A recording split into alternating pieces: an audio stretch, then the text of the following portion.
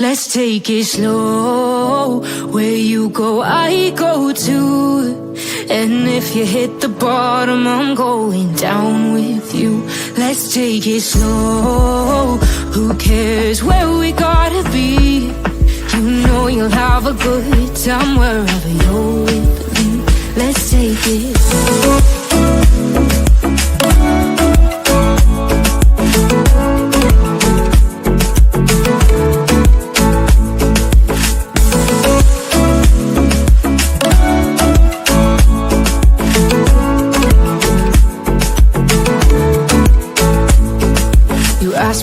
we got here. 'Cause you don't know how. You say we're taking on water, yeah, we're sinking now. You're looking all concerned, like we're gonna drown. But we both know how to swim, no worries as we'll fall now. Let's take it slow, where you go I go too. And if you hit the bottom, I'm going down with you. Let's take it slow, who cares where we gotta be? You know you'll have a good time wherever you're with me. Let's take it slow.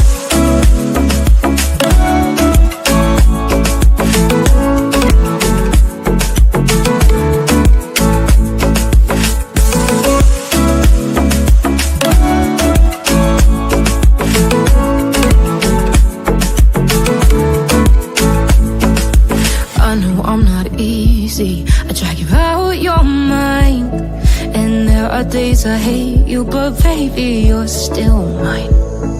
And then we have the best times, no matter what we do. And even when we don't, there's nobody I'd rather choose. Let's take it slow, where you go I go too. And if you hit the bottom, I'm going down with you. Let's take it slow.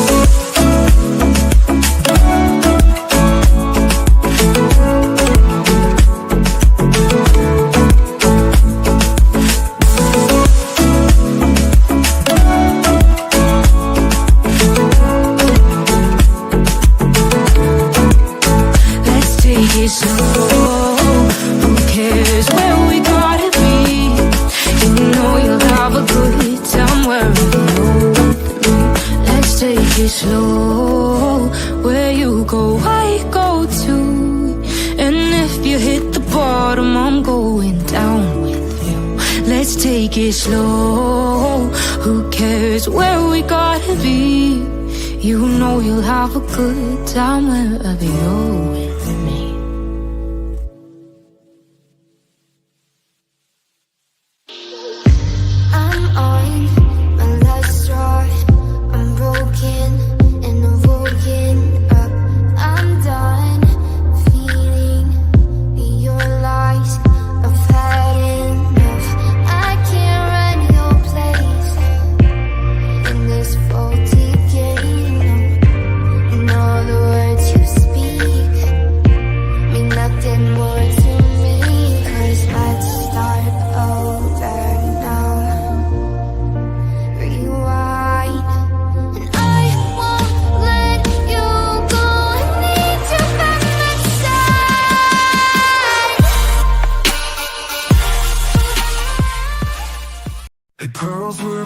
Together through the storm and darkest weather.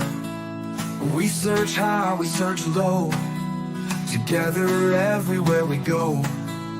Justin's here and he's going live with the best fans by my side. We're a family, we hold strong, together we can right the wrong. We clutch them pearls, we shine like stars, searching wide, spreading love afar. Every stream, every heartfelt plea, we are one in this community.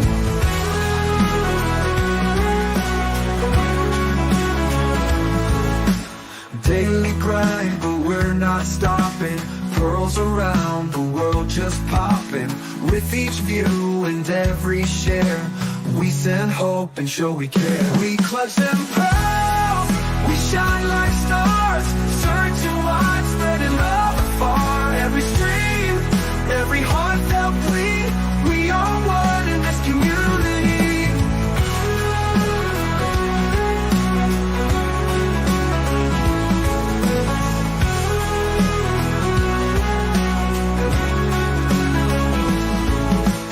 Daily grind, but we're not stopping. Pearls around the world just popping. With each view and every share, we send hope and show we care. We clutch them pearls, we shine like stars, searching wide, spreading love afar. Every stream, every heartfelt plea, we are one in this community. In the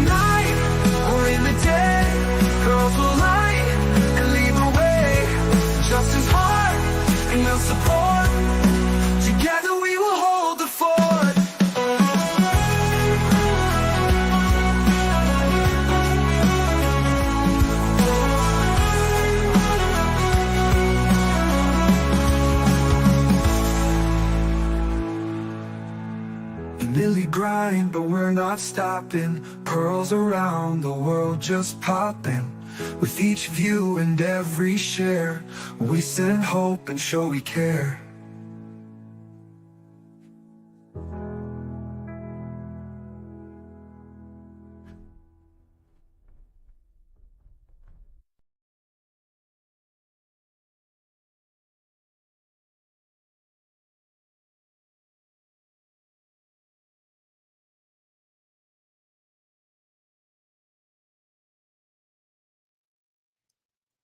Well, hello everyone. Thank you so much for joining me. I really do appreciate your time. You could have chosen to be anywhere on YouTube, anywhere on the internet, anywhere in the world, and you chose to be right here. I know your time is very valuable, and I appreciate you spending some time with me. Today is January 16th, 2025. It is currently 6:13 p.m. on the East Coast of the United States. Hello, my beautiful pearls. Hello, Truth Smiles out of the bushes. Hello. Hey, everyone. So good to see you. Thank you so much for joining me. We've got a lot to talk about. I plan on doing 2 lives tonight. First, we're covering Michael Vaughn from Fruitland, Idaho. I have been on this case from day one. We are 3.5 years into this. I wasn't even a creator back when I started following this case. So um, it's been a long time. It's been a really long time.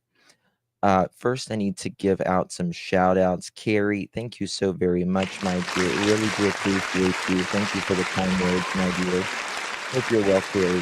Good to see you. And we got Me Paying coming in at her first month. How about that?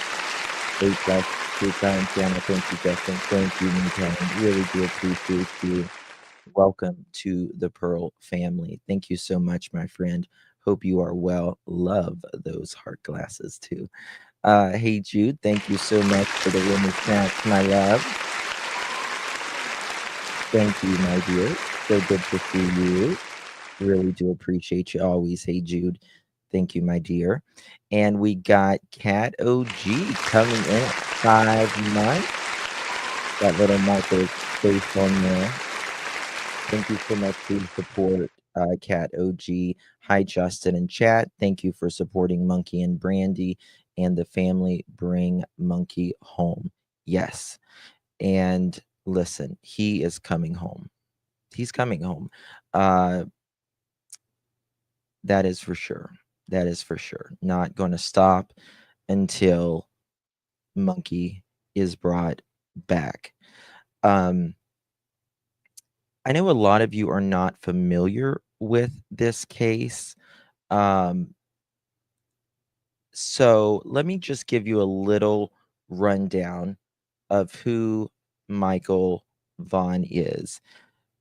So Michael Joseph Vaughn, he's affectionately known as Monkey, was a 5-year-old little boy when he disappeared in his neighborhood in Fruitland, Idaho, on a very hot July 27th, 2021.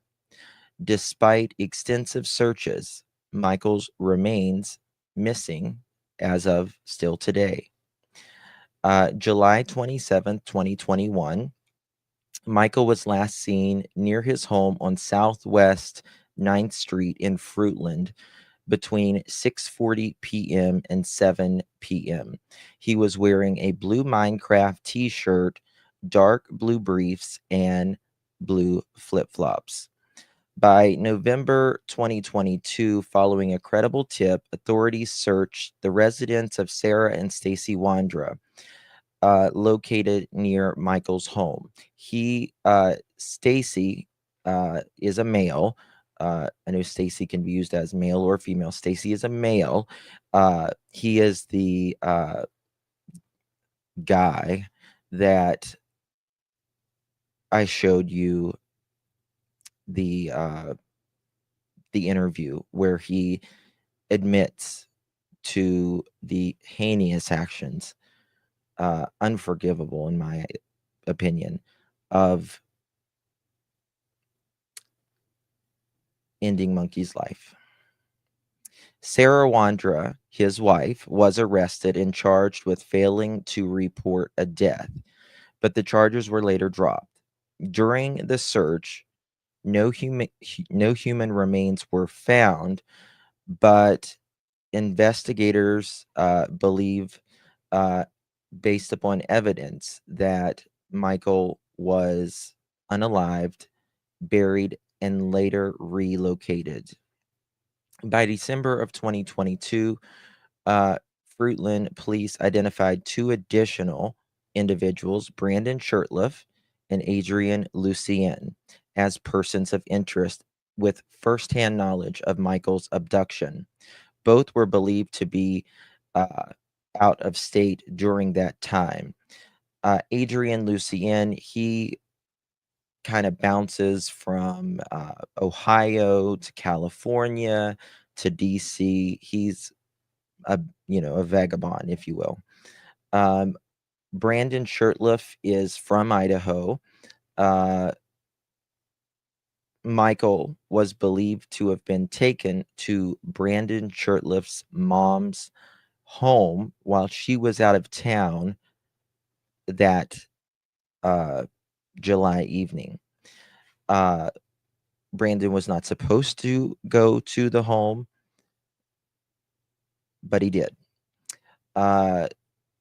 The four, Stacy, Sarah, Adrian, and Brandon, used, well, not Adrian. Adrian allegedly wasn't there that evening, but is still affiliated because he knows about what happened and he is believed to be involved, whether that is helping bury remains, um, relocating remains. Nonetheless, he knows. But they said that they were going to tow Brandon's Mercedes that evening from Brandon Shurtleff's mom's home. And he said he went to wash clothes. Brandon went to wash his clothes, which he wasn't supposed to be in the home. And there was a washer and dryer in the home of Stacy and Sarah Wandra that he could have used because he was living with them at the time, staying with them at the time. And it didn't make sense. You don't, people will always, when there is a crime and there is suspects, people will genuinely try to convince you of things that don't make sense, right? And that is one of them. That was one of them that raised a lot of red flags. Why would you drive an hour? Okay, towing your car, fine. But going and driving an hour away to do washing clothes in your mom's home that you weren't supposed to be in. And Stacy said that they were only there like 20 minutes or something. And I said, well, you couldn't do a load of laundry within 20 minutes. And he's like, well, we came back the next day to finish doing his clothes. No, what they had abducted Michael Joseph Vaughn. And I don't know if he was kept in the house that night. I don't know what Michael went through that night. None of us do, except for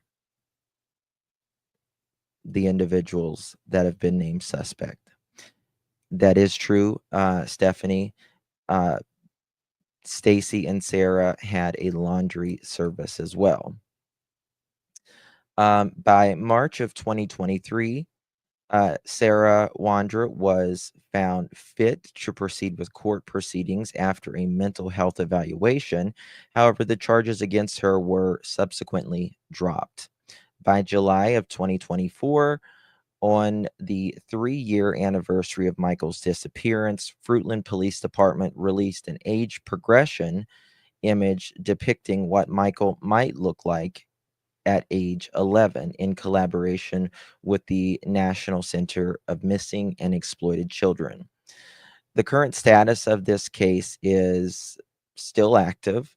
The Fruitland Police Department continues to follow leads and has submitted the case along with probable cause affidavit to the Payette County prosecutor. As of today, no arrests have been made for Michael's whereabouts are still unknown. If you have any information where Michael could be, please contact the Fruitland Police Department 208 452 3110. You can also email directly. They have a special email just for the Michael Vaughn case. It will go to the detective. Find Michael at fruitland.org. Find Michael at fruitland.org, rather. Anonymous tips can also be submitted online at 343cops.com. 343cops.com. You can remain 100% anonymous.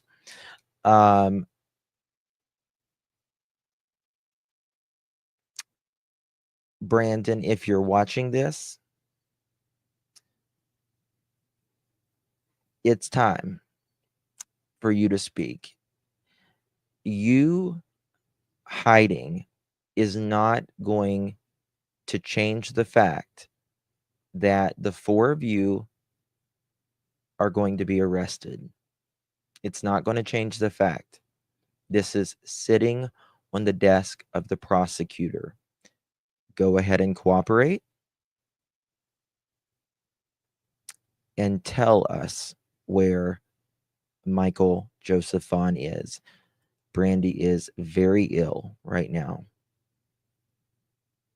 And I know the last 3.5 years has not helped her health one bit.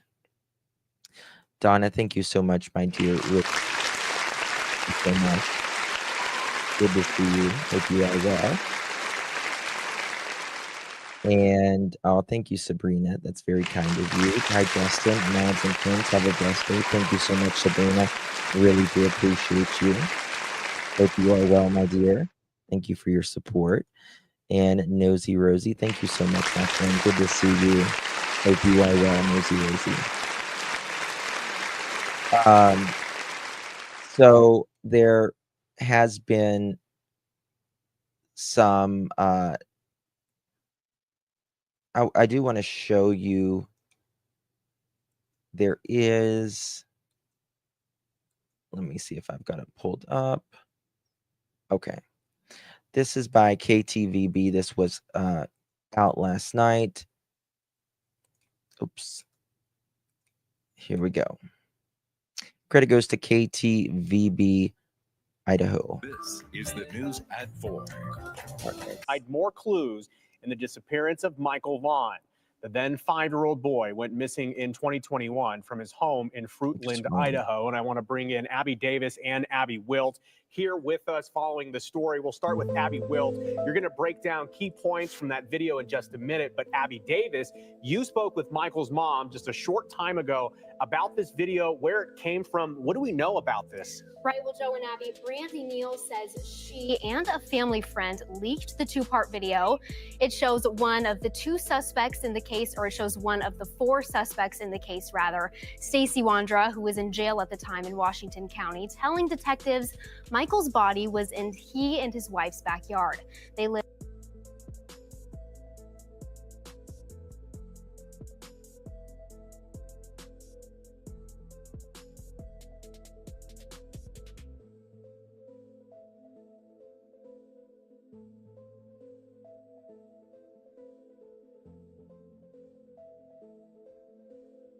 Oh, sorry. I was muted. Apologize. FOIA'd this. Well, not this. I FOIA'd a video of Stacey Wanderer because I knew he was in a jailhouse fight over a year ago. I was sent this, and I called Fruitland PD, and I was like, I'm not sure you wanted this out or anything. And they told me that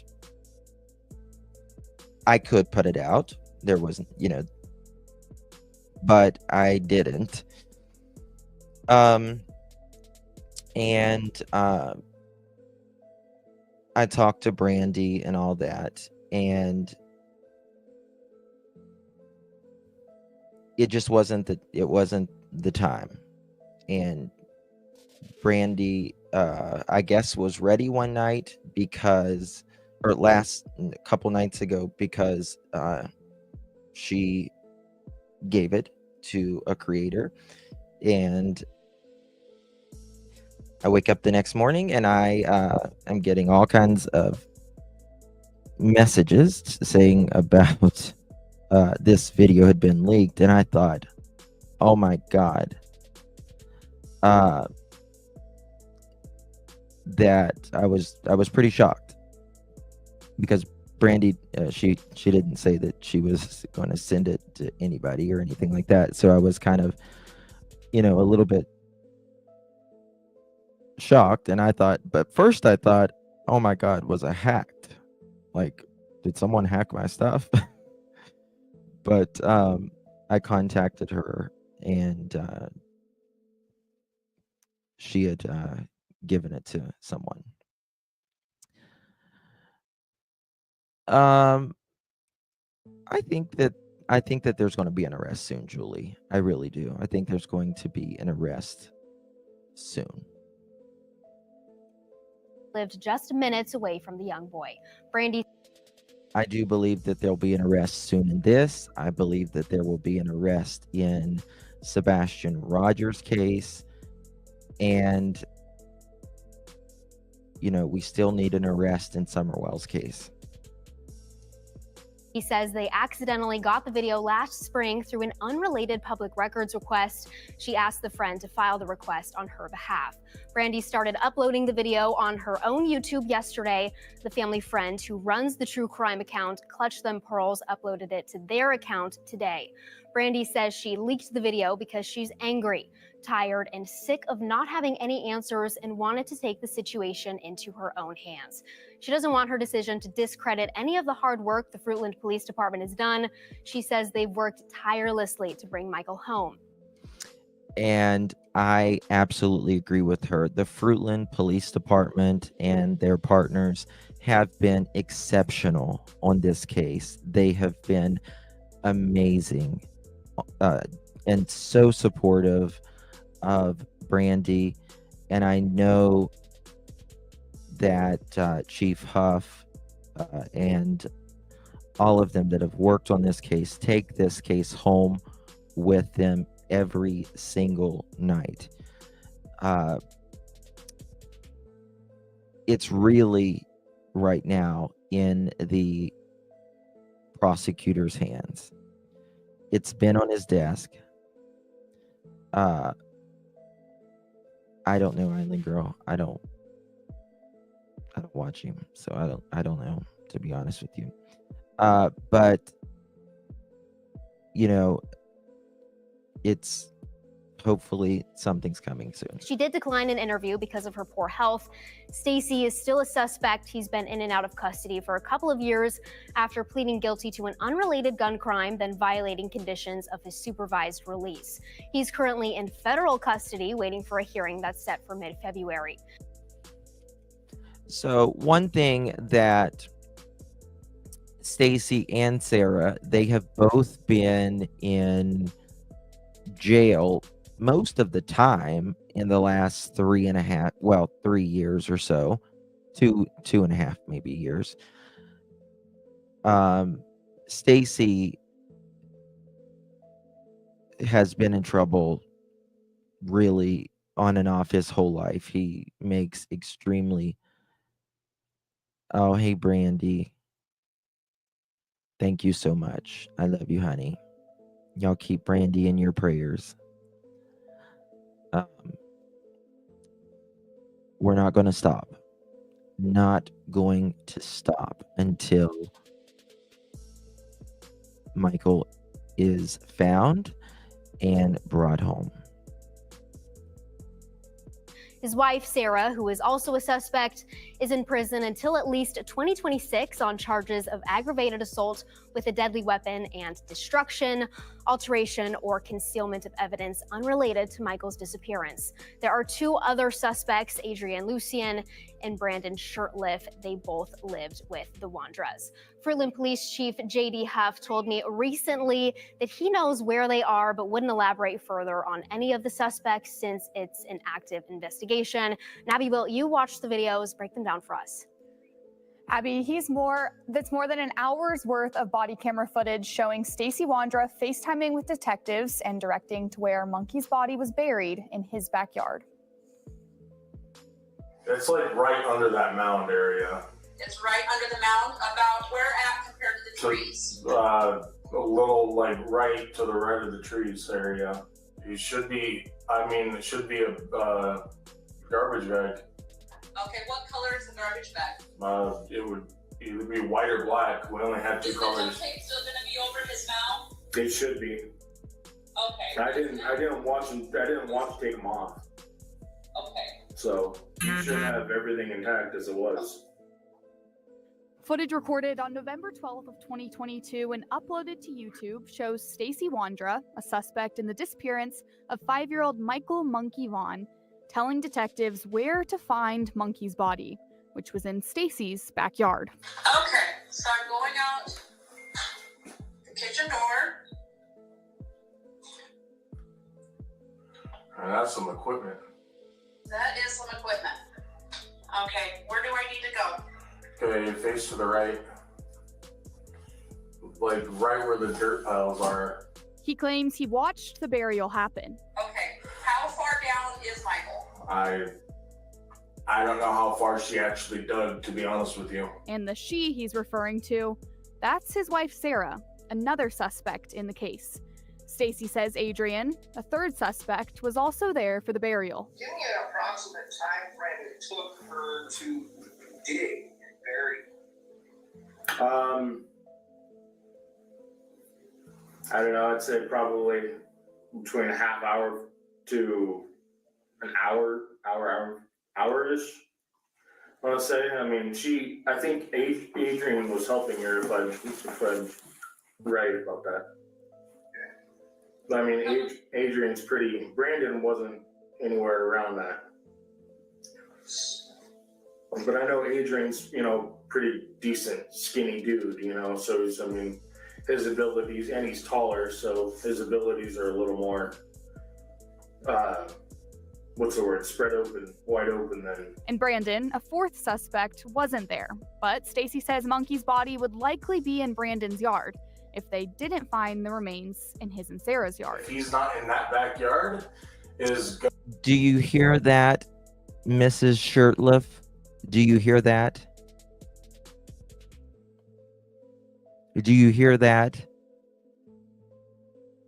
They were at your house that evening right after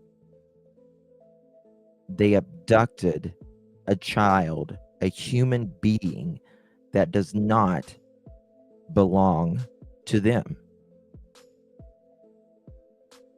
How dare you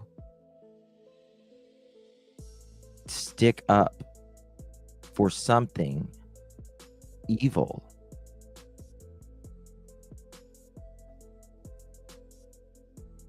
I understand he's your son, but what about accountability? What about that? God only knows what he's told you. And that's why I text you this interview last night.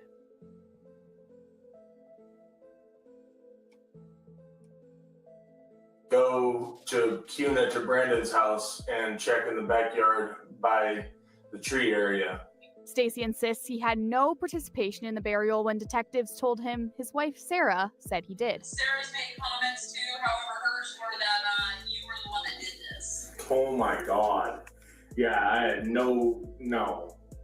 I can't even mow the yard. Do you see me digging a hole that big? I mean, I can barely walk as it is. So I mean, there's no way I have the energy.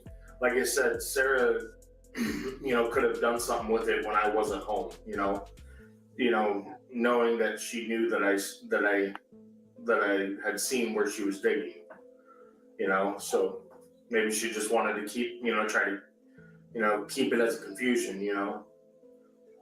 I mean, she's pretty scandalous like that. And says he wanted Monkey's body to be found. All I know is that the place where I saw her start the shoveling was where I pointed you. But tear up the whole yard. I mean, I'm giving you guys what I got. I mean, that's the best I got for you. I wish I could tell you, yeah, it's for sure over to the left. I mean, what I've gotten for sure is from where I told you guys. Trust me, I want him home. I want you guys. I want him to be found. I'm distraught. Like I want this. I want this to be done and over with. This family suffered way too long, and I tell you, I tell you, this family has suffered way too long. Yes, they have, Stacy. Yes, they have. This is something that was 1,000,000% avoidable. 1,000,000%. Shame on you, you piece of garbage. He kept whining in this to ask for his mommy's phone number. And that's why I sent her the clip, or the interview rather, as well. Because let me show you something. This is Michael Joseph Vaughn with his mommy that you, Stacy, Sarah, Brandon, Adrian, took forever. You pieces of garbage. I am so glad Idaho has death penalty, and I pray every single night that the four of you are on there when this is all said and done. I pray.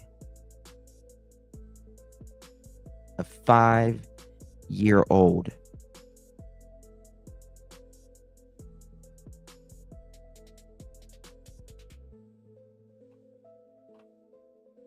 you want your mommy,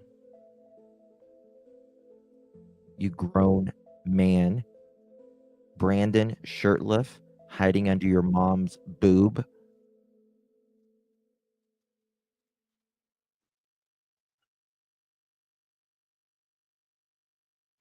This is the most wholesome picture of a mother and her child.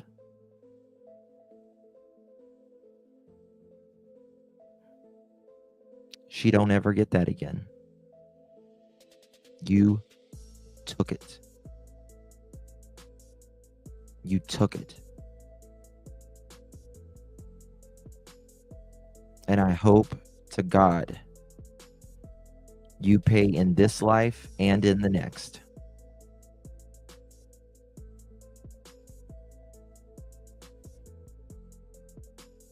Shame on you guys. Absolute shame. Have some decency. Pay for it. Confess it. Tell where he is, so he can be brought home,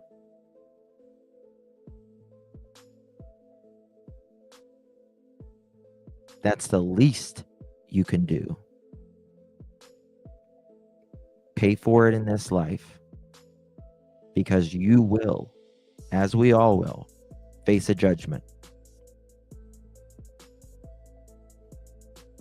Pay for it in this life.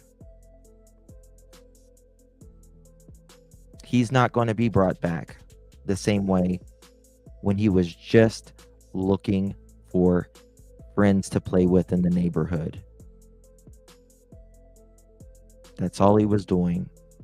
He snuck out while Dad was trying to change a diaper, ordering some pizza. A 5-year-old.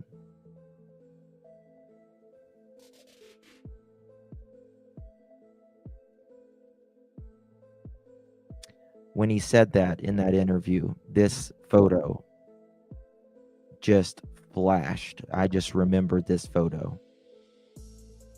And it enrages me.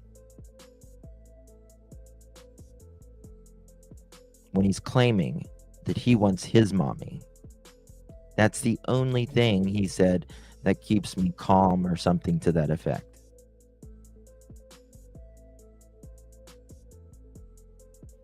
Now imagine being a 5-year-old boy. 4 strangers who are nothing to Michael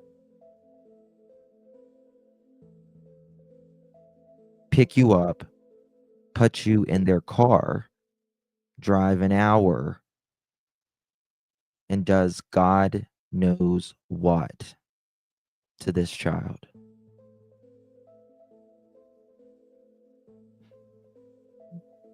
That is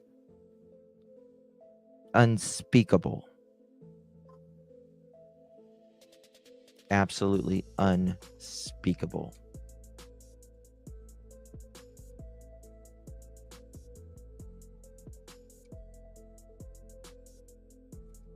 How could anyone harm that? How could anyone harm little Michael Vaughn or any child? A little boy from the Idaho fields, literally. He has brothers and sisters. Brandy still continued to work to keep her family afloat, never asking for a dime. Just help. Help. That's all she would say. Please. Please. That's all she could get out.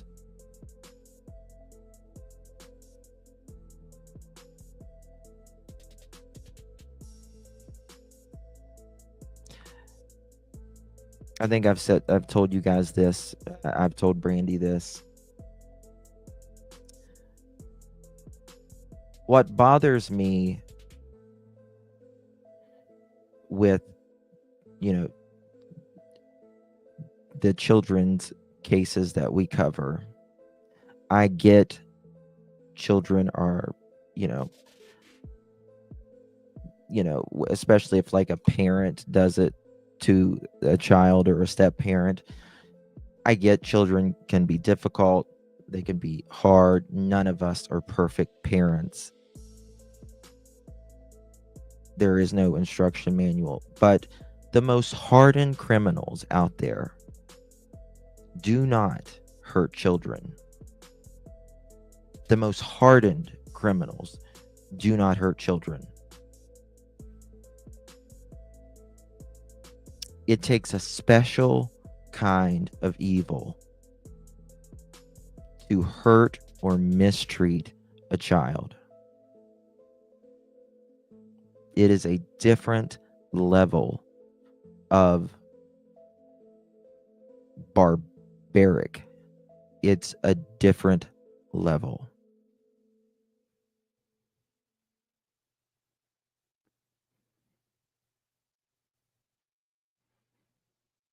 I don't know how anyone can just, most people, I believe, are decent. I really do. And most people, if they see a child in not where they should be or in distress, they run to get them help. But there are those that are out there that walk amongst us every single day that will take your children, that have something so twisted in their head to abuse them.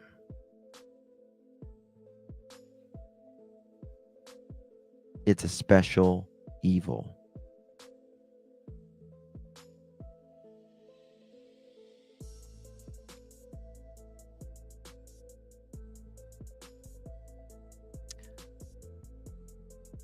Not only that, Sarah, Stacy, Brandon, Adrian, you took him from his dad.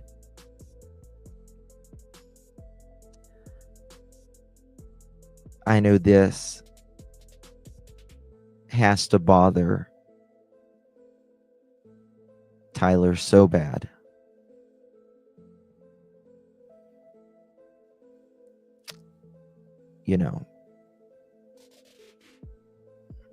As parents, we,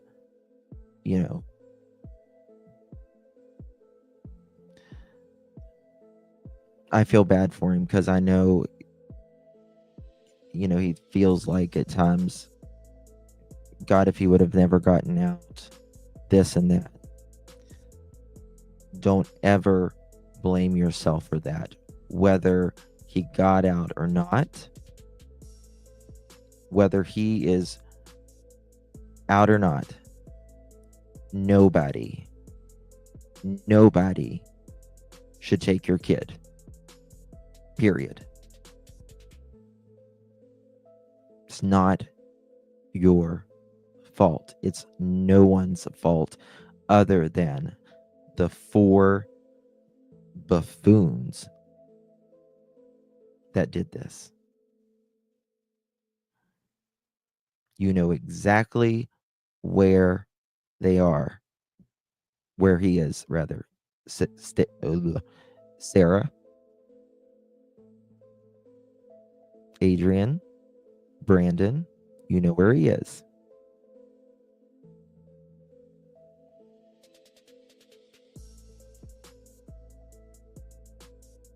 That's exactly right, Callie. Our children should be able to walk the streets without being taken. This is not Tyler's fault. It never was. That people to blame are the suspects, not the parents. I know.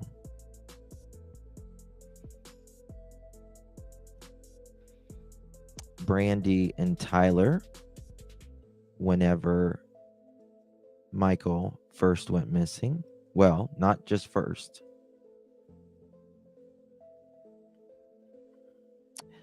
Some people thought they were suspects. And even after suspects were named, people still thought they were suspects. And it just doesn't, I can't.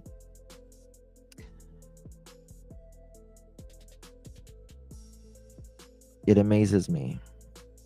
They did. People went at them hard. But you know what? Did that ever stop them?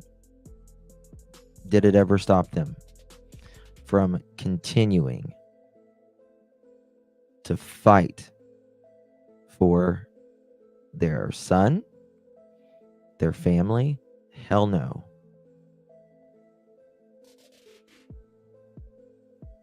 They still are.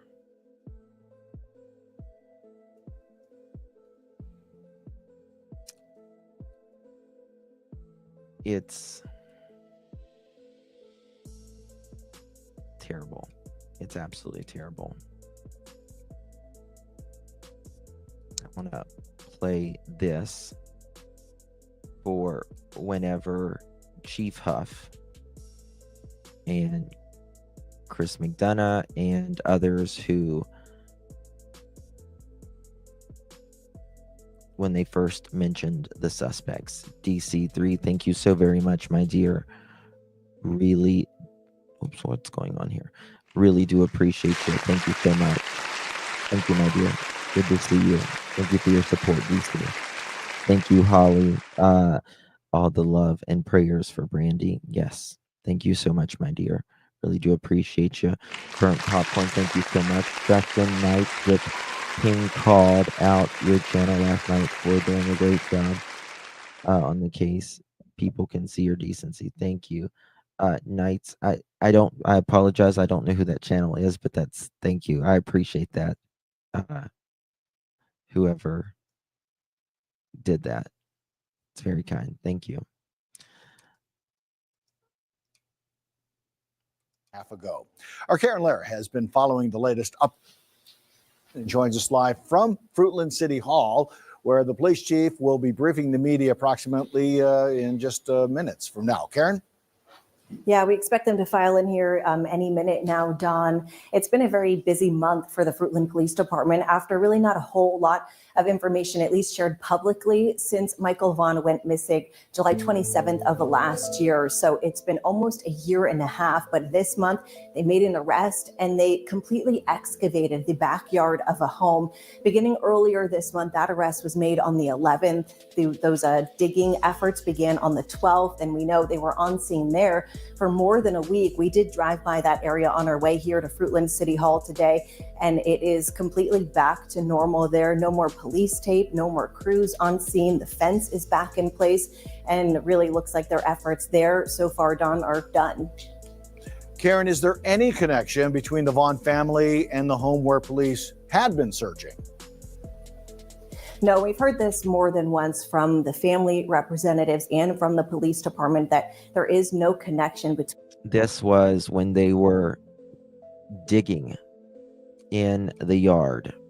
Now, Brandy, there's a few streets of houses, and then there's like a road, and then there's like other houses, kind of similar to like how they're building homes right across from Sebastian's home. There's like two different housing developments, and there's a road in between. And imagine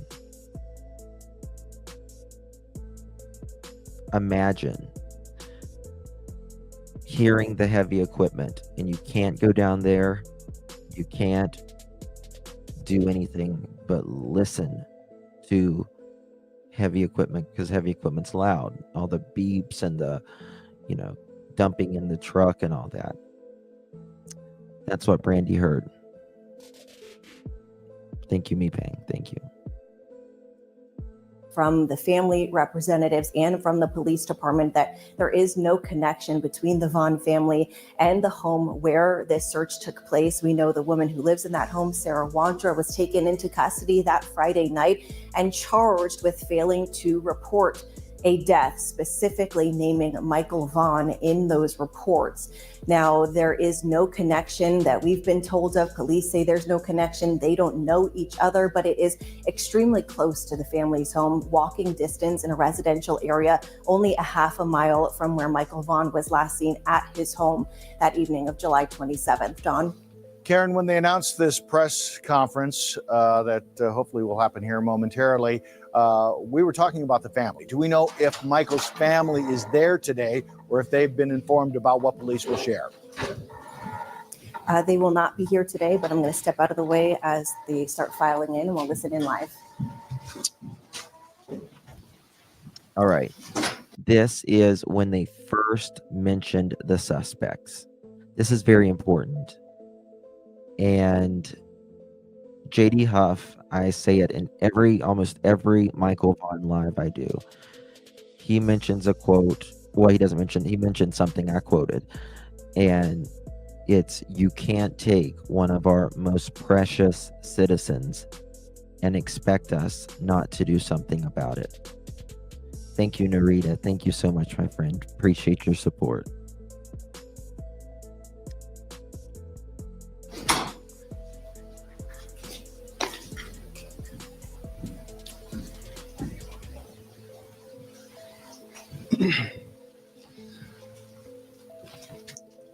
All right.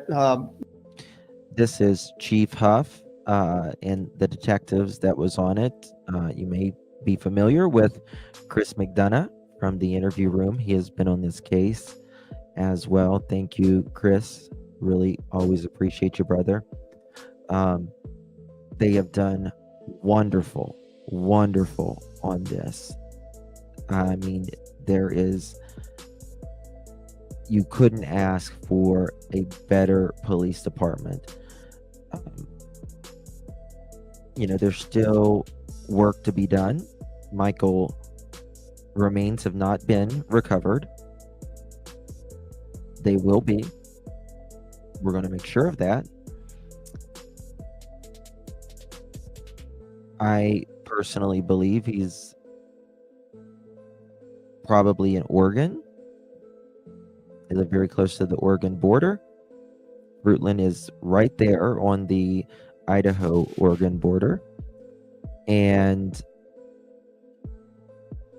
Stacy showed us his reel in his locations before on his phone. And he made a trip very shortly after little Michael went missing. Thank you, Bogey. That's very generous of you. Thank you, my love. Really do appreciate you, my dear. Thank you for your support. I don't think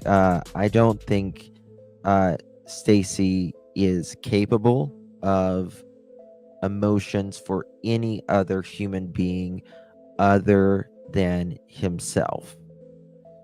I think Stacy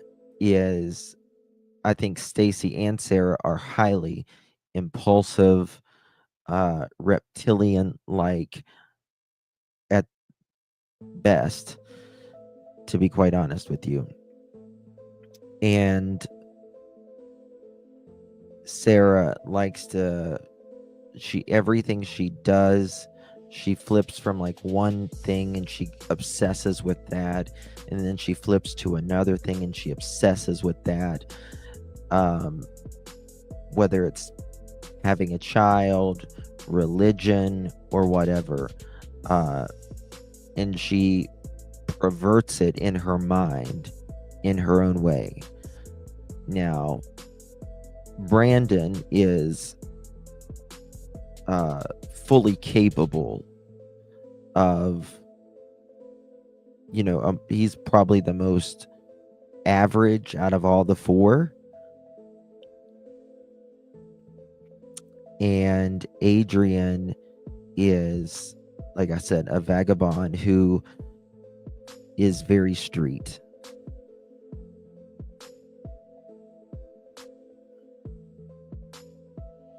Yes, Lakeside Lawyer. Mm-hmm. Yep. Good afternoon, everybody. I just wanted to start out by saying thank you to our media partners. Thanks for being here. Thank you for the continued coverage of the Michael Vaughn case. I also wanted to begin by just giving my sincere thanks to all the law enforcement agencies, local businesses, and members of the public who helped us over the course of the last year and a half of this intense investigation.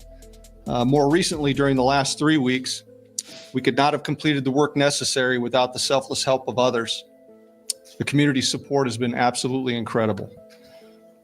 As you know, from the time Michael went missing, this has been an all-hands-on-deck investigation, and it remains very active and an ongoing investigation. You can't take one of our most precious citizens from us and ever expect us to stop. During the course of this investigation to date, we received credible information that the remains of Michael Vaughn could be found in the backyard at 1102 Red Wing Street in Fruitland. As a result, the Fruitland Police Department obtained a search warrant for the residence along with the front and backyards. That search warrant was served on November 11th. It was a Friday. We served that late in the evening. Upon entry, officers encountered Sarah Wandra, one of the known occupants of the home, and Sarah was subsequently arrested based on probable cause that she had knowledge of Michael's death and failed to report that death to law enforcement. The following day, the Fruitland Police Department, joined by the Idaho State Police, the Idaho Mountain Search and Rescue, the Fruitland Fire Department, and the Fruitland Public Works Department, began a very methodical excavation of the backyard of the Wandra's home. During that excavation process, the Idaho Mountain Search and Rescue, Mountain States detection dogs deployed multiple certified human remains detection dogs on the property, all of them alerting to the presence of human remains. Ground penetrating radar was also used and deployed. They also brought in specialized dogs from as far as North Carolina to Idaho, almost Oregon, literally the other side of the country. All of them detected human remains. Detected property, all of them alerting to the presence of human remains.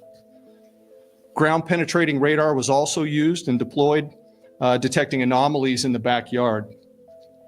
We completed the excavation of the entire backyard and also, whenever Sarah whenever they came to the house, Sarah was at home, and they said that they were going to excavate the backyard, and they told him that because of Michael Joseph Vaughn, they believed he was in the back of the yard, and she immediately, her first words was, "Oh, the Lord God told me that Stacy did this." Right? She did not say, "What are you talking about? What do you mean?" She said, "Oh, the Lord God said Stacy did this." That shows you right there. Right there. Removed over 250 yards of dirt. Prior to backfilling the yard, the dirt was meticulously sifted for any potential human remains. We did not find Michael's remains. Although the remains of Michael Vaughn were not recovered, we strongly believe, based on evidence, that Michael was abducted and is deceased, and that his remains were buried and later moved from the property. As of today, the whereabouts of his remains are unknown. However, the investigation is active, fluid, and ongoing. Once the excavation was complete, we conducted a thorough search of the Wandra's residence. The search was productive, and additional investigative evidence was recovered and is currently being processed. Evidence suggests that there are the following individuals who are currently in custody are involved in the abduction of Michael Vaughn.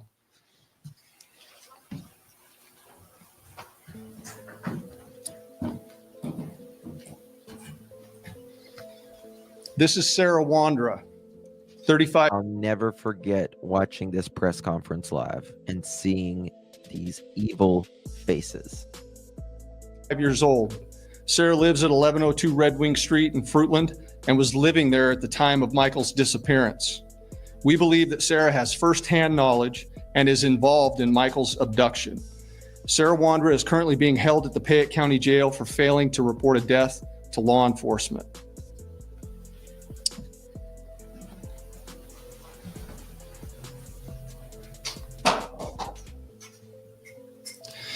This is Sarah's husband, Stacy Wandra, 30 years old, a male.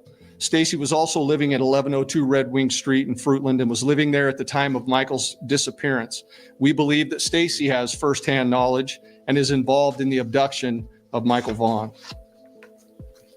Stacy is currently being held in the Washington County Jail on unrelated charges. Now, the next individuals I'm going to introduce you to, let's go at the bottom there. This is Brandon Shirtliff, 30 years old, of Kuna, Idaho. Brandon was living with Sarah and Stacy Wandra at 1102 Red Wing Street at the time of Michael's disappearance. And we believe Brandon has firsthand knowledge of Michael's abduction. Brandon is currently believed to be in North Dakota. That's where his dad lived. JLR did a interview with him. He then went to, after there, he went to Montana. I can't remember if it was Montana or Wyoming. I think it was Montana for a while. Maybe it was Wyoming. I can't remember. And then he has been in and out of Idaho. I believe Brandon grabbed him too.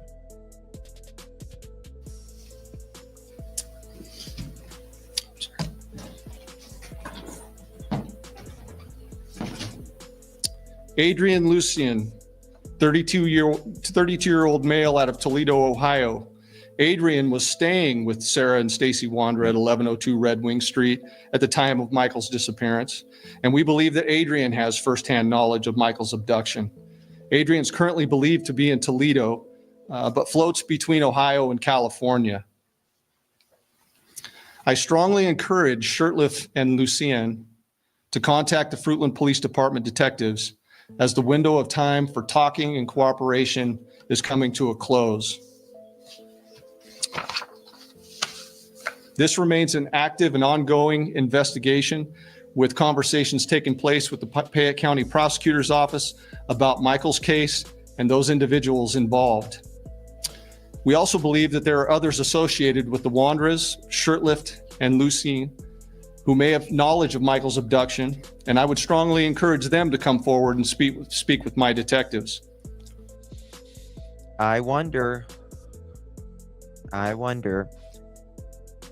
there are 2 RSOs that lived right beside of them.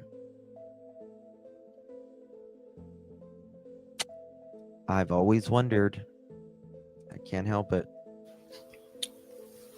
When we finally reach the conclusion of this investigation, and I can assure you that we will, all of those who have knowledge of Michael's disappearance and have failed to report or hindered our investigation will be pursued.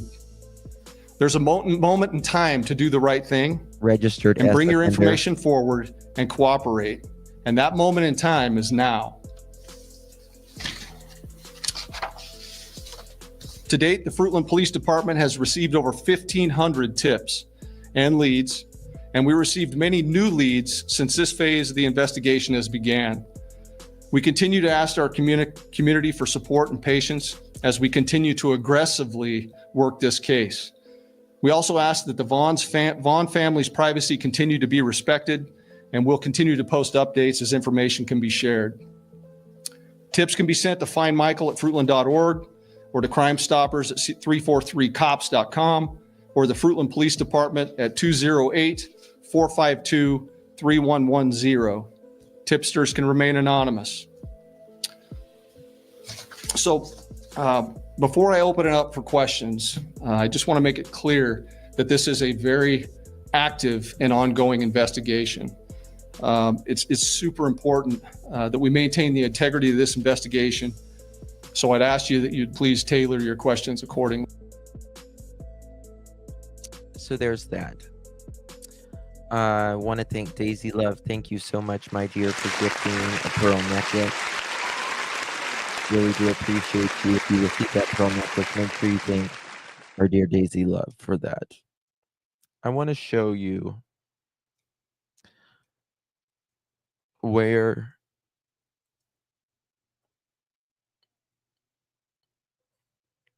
this is where, as you can see here, 1102 Red Wing Street. This is where they, as you can tell, they excavated the entire yard. They do believe Michael Vaughn's remains. His nickname was Monkey. I call him Monkey. Was in that backyard based upon evidence. Next door, there is also RSOs that live there. And let me show you.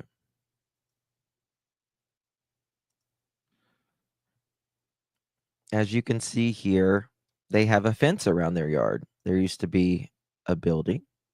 There used to be trees.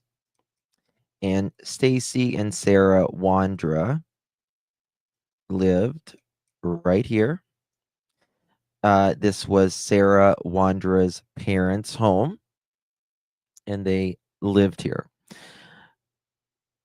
Brandon and Adrian stayed there for a while as well. Now, let me show you this. 1 second. Okay. Here is the home where they lived, where I just showed you. Now, if we go out a little bit and we zoom in still, right here is where Michael Vaughn's home is. Michael Vaughn's home. Down here is what we call the splash pad. It's an area where kids in the neighborhood can play. There is a parking.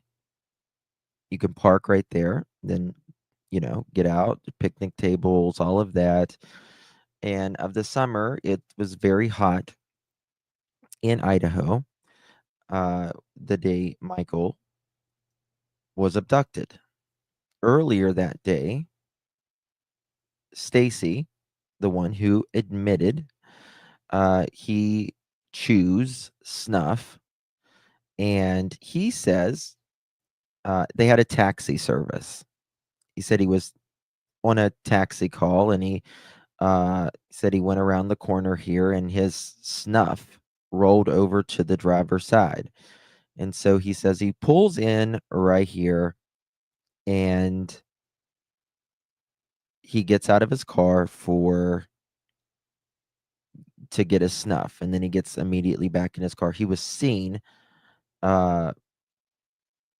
here, and then he goes and does his run, and then he comes back home after he does a couple runs, and he comes back home. I've always wondered, were they looking for kid? Was he looking for a kid then? I don't know. But anyway, here's where Michael Vaughn, Brandy, and all of them live. Right? So later that evening, Brandon, Sarah, and Stacy say they are going to go to God, I can't think of where does Brandon's mom live? Can anyone tell me? I can't think right now. Anyway, they said they were going to go about an hour away to go tow Kuna. Thank you. Don't know why I couldn't think of it. They said that they're going to go to tow Brandon's Mercedes at his mom's home. On the way there, they leave, and how they would go out is they would either go make a right and go on Meadow, or make a left and go on Mallard and then go on Meadow. But anyway, they come out right here, and they have to turn right. And Stacy says that his power steering was leaking. And so they park right on the corner here. Right on the corner here. Stacy says they do see a kid, but it is 9 or I forget how many houses he says down, 8 or 9 houses down, which would be somewhere down here. You couldn't see that far, I assure you, a kid down there. But anyway, they say they pull over here and he jumps out and he puts power steering fluid in and they leave. But well, that's not what happened. They stop right here, and at around this time, Michael is, he got out of the house. He's looking in the neighborhood to see if any of his friends want to play. They're parked right here. They see Michael somewhere between here and here. Michael Vaughn was abducted.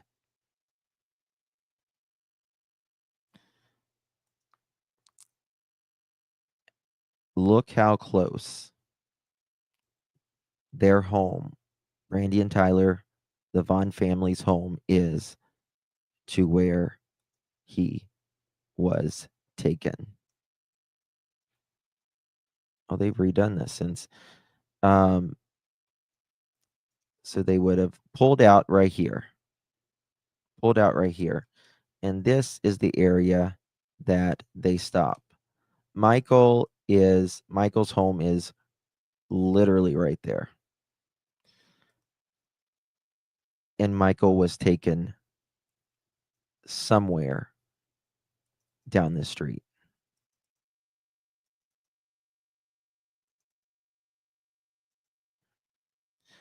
This is the other way that you can get into the Vaughn's home. You can go straight down, take a right, and it's a block, and it's at the end of the block there. Now, if you go a little bit further, this is where the splash pad is. The last time I had checked Google Earth, so I guess Google Earth has updated the imaging here. This was it was like 108 degrees or something that day, and there's a lot of kids always playing in this neighborhood. This is Fruitland, Idaho. Very, very small town. You don't think something like this is going to happen. This is where Brandon pulls in earlier that day and says he gets out and gets his snuff.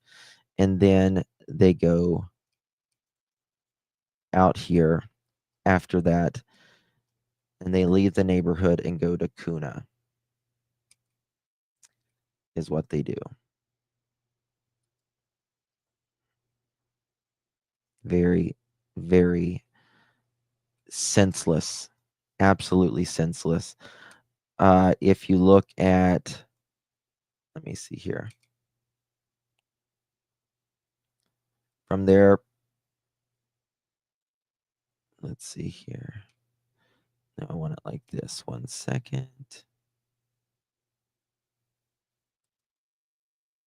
Crap, 1 second here.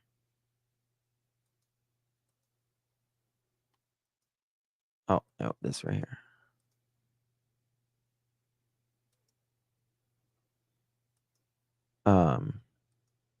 It is 638 feet. 638 feet. Sarah also talked about one. Yeah, Sarah is a psycho. She really is. Thank you, Chemistry Queen. Really do appreciate it.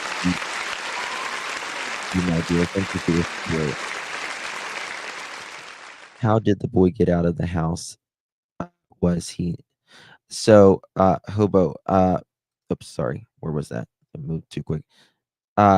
So Brandy, Michael's mother, was at work, and Michael has a younger sibling who was in diapers, and dad, Tyler, was at home, and he went to go change a diaper, and then he ordered pizza. And at that time, he had gotten out of the yard. He wanted to go play with his friends because he had stopped at a house to see if sorry, I was reading something. He had stopped at a house to see if the friends wanted to play and they couldn't play at the time. And then I guess after that he was abducted. I've had Stacy on my program before. This is Stacy Wandra. Josh and I. Josh has been on from the lab. Has been on this case. He's again good friends with Brandy as well. And I wanted to get my questions out, and then Josh was to come up, and Josh drilled this mother chicken. Stacy did not know Josh was coming up, and Josh just literally held his feet to the damn fire. After you guys have heard his admission,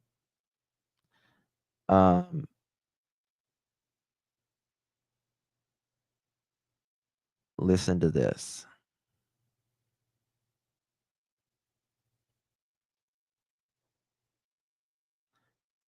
Hold on.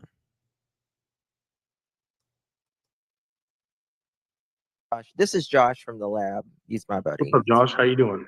Good. How are you? Nice to meet you. Nice to meet you, man. Pull out of the house on Red Wing Street. Oh yeah, he called after this, after he sent me an invoice from Cash App because he said I owed him money for coming to do an interview. Mother chicken, I would never pay you to do an interview for you to say to clear your name. You are sadly mistaken. And then he cussed me. He called me and he cussed me upside down, and the other called me every slur that he could possibly call me, and then text me, and again continued to call me it and a bunch of other stuff. Listen, you don't hurt my feelings, Stacy. Screw you. There is literally, I mean, there's people walking around everywhere, of course. Sarah and Brendan said they were going to go look for the kid or for my. He also supplied receipts. For that evening. They took on their way back from towing, they said they took the car VIN, and that was Tuesday, July 27th at 9:56 p.m. And it shows their exact location at that time. I think they wanted that as part of their alibi, just in case.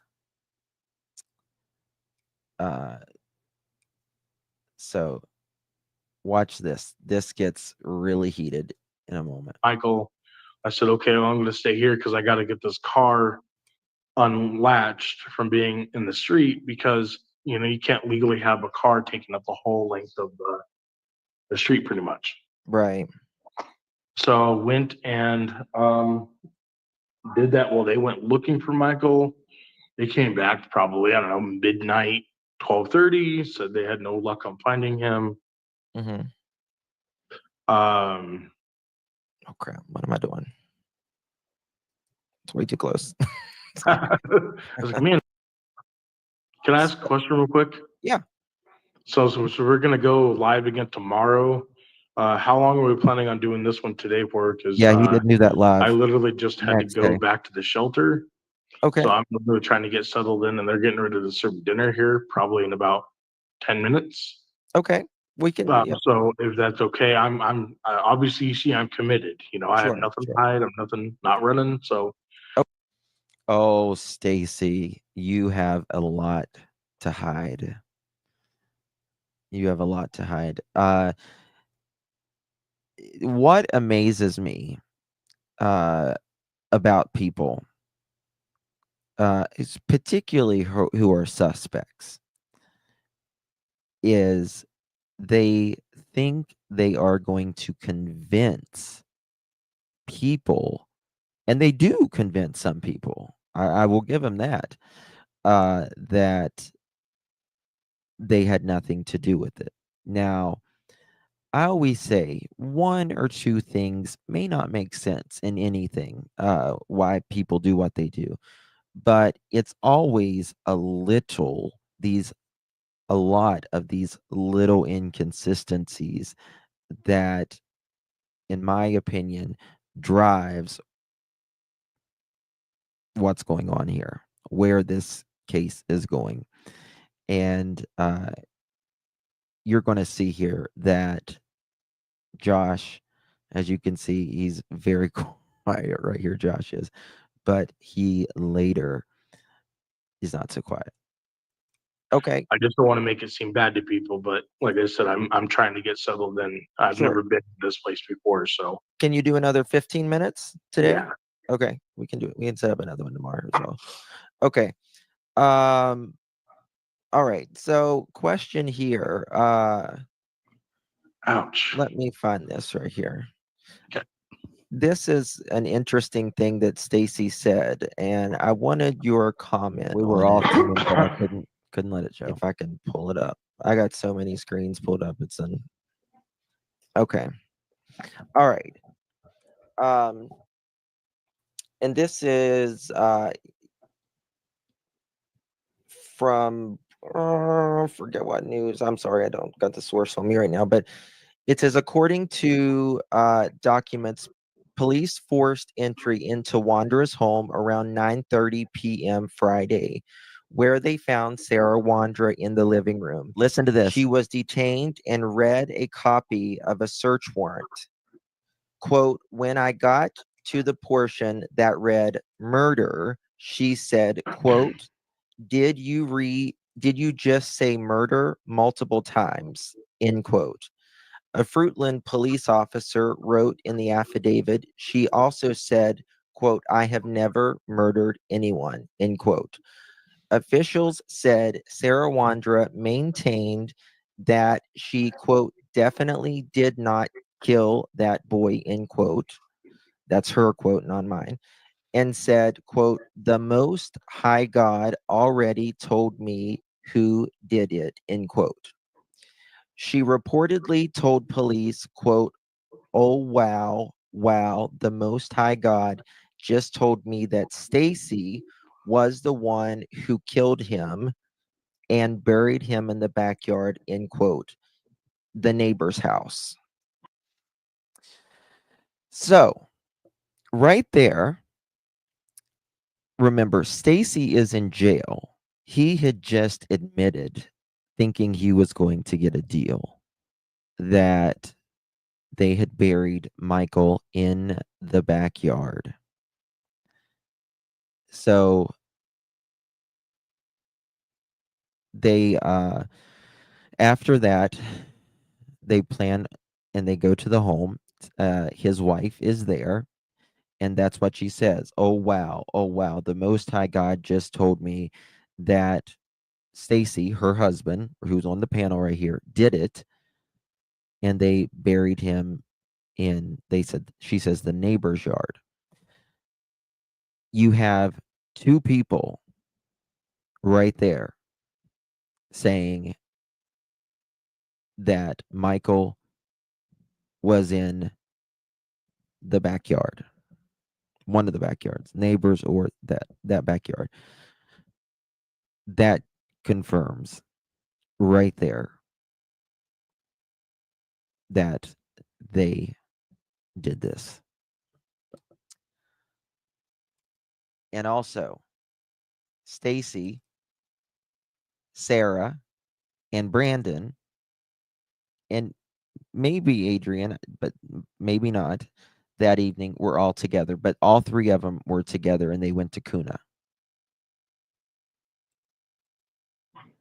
When she asked later to show police where the boy was buried, according to the affidavit, she told police of a spot near the entry of the residence and said Stacy had buried him in the backyard, quote, in the backyard of the shed, end quote.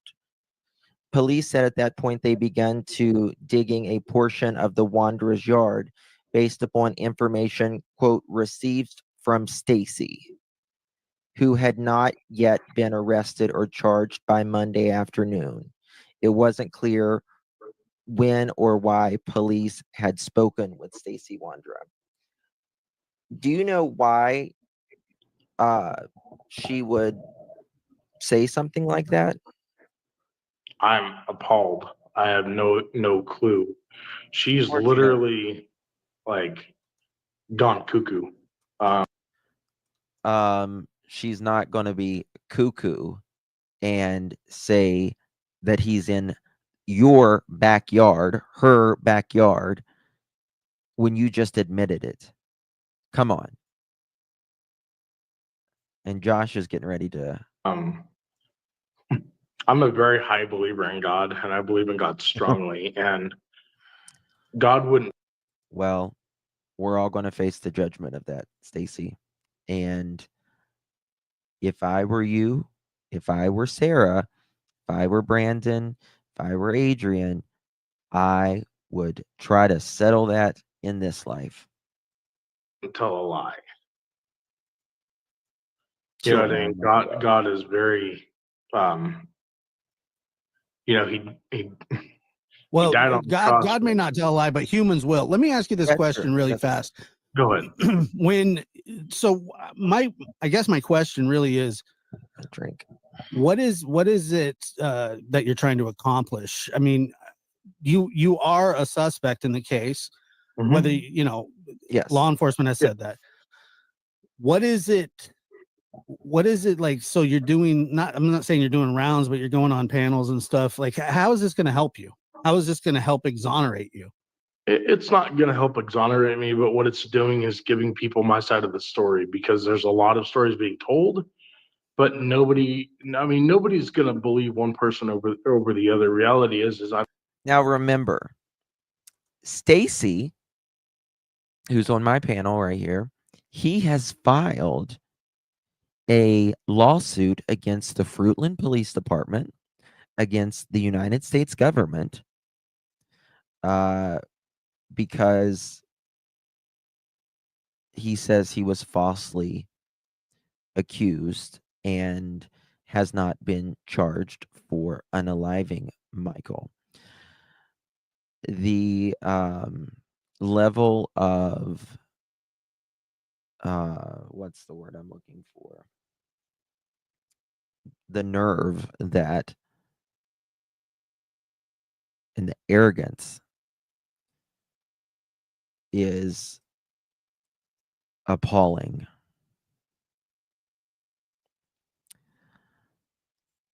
Yeah. I'm still a suspect. And when it gets cleared by law enforcement, then people have a different view. But I want to personally tell people my side of the story, because I feel that's what I'm destined to do. Because I feel there's a lot of bullshit talk, there's a lot of crap talk about each and every one of us.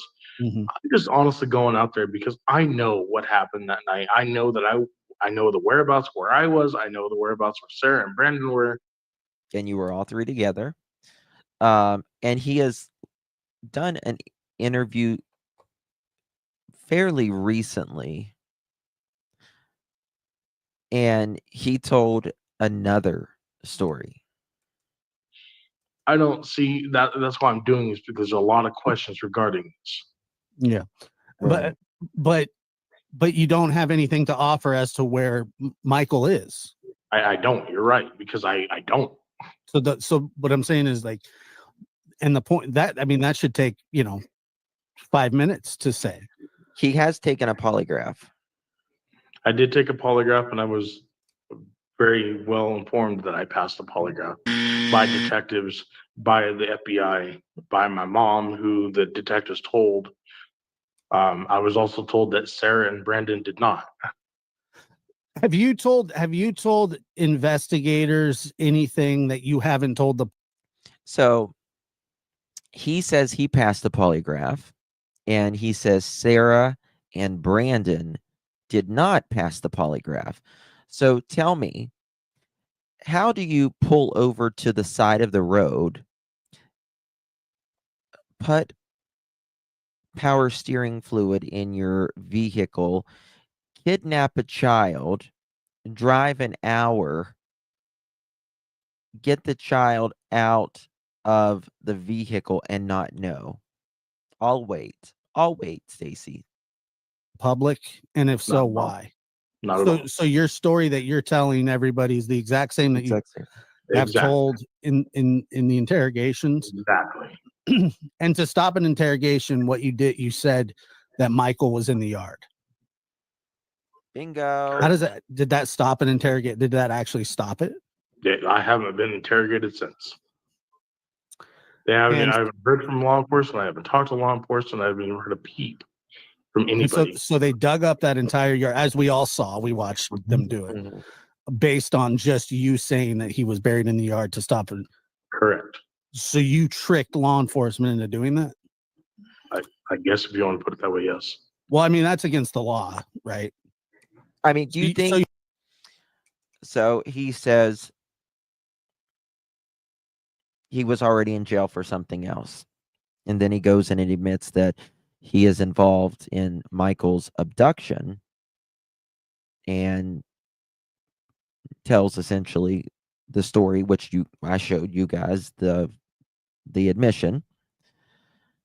And then they go to the house, and that's when his wife says, "Oh God, Stacy did it."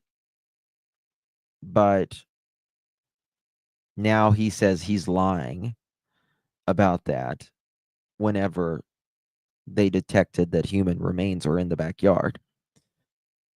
And Stacy, or Sarah, his wife, says, "Oh God, it's telling me that my husband did it. Let me show you where he's at." Very well, you could and probably should be charged with that. But and I'm not here to like trip you up or hang you or be mean to you or anything.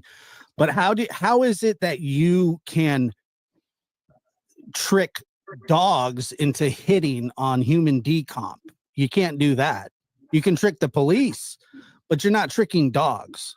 No, not at all. But the dogs did hit, correct? Apparently that's what there were supposed to be multiple dogs. So you told them that Michael was buried in the yard, and then, which you say is a lie, but then dogs hit on human decomp in that yard. They hit before I told them. Yes, he also told his mother that he did this. That's why they questioned me. So they hit before? Correct.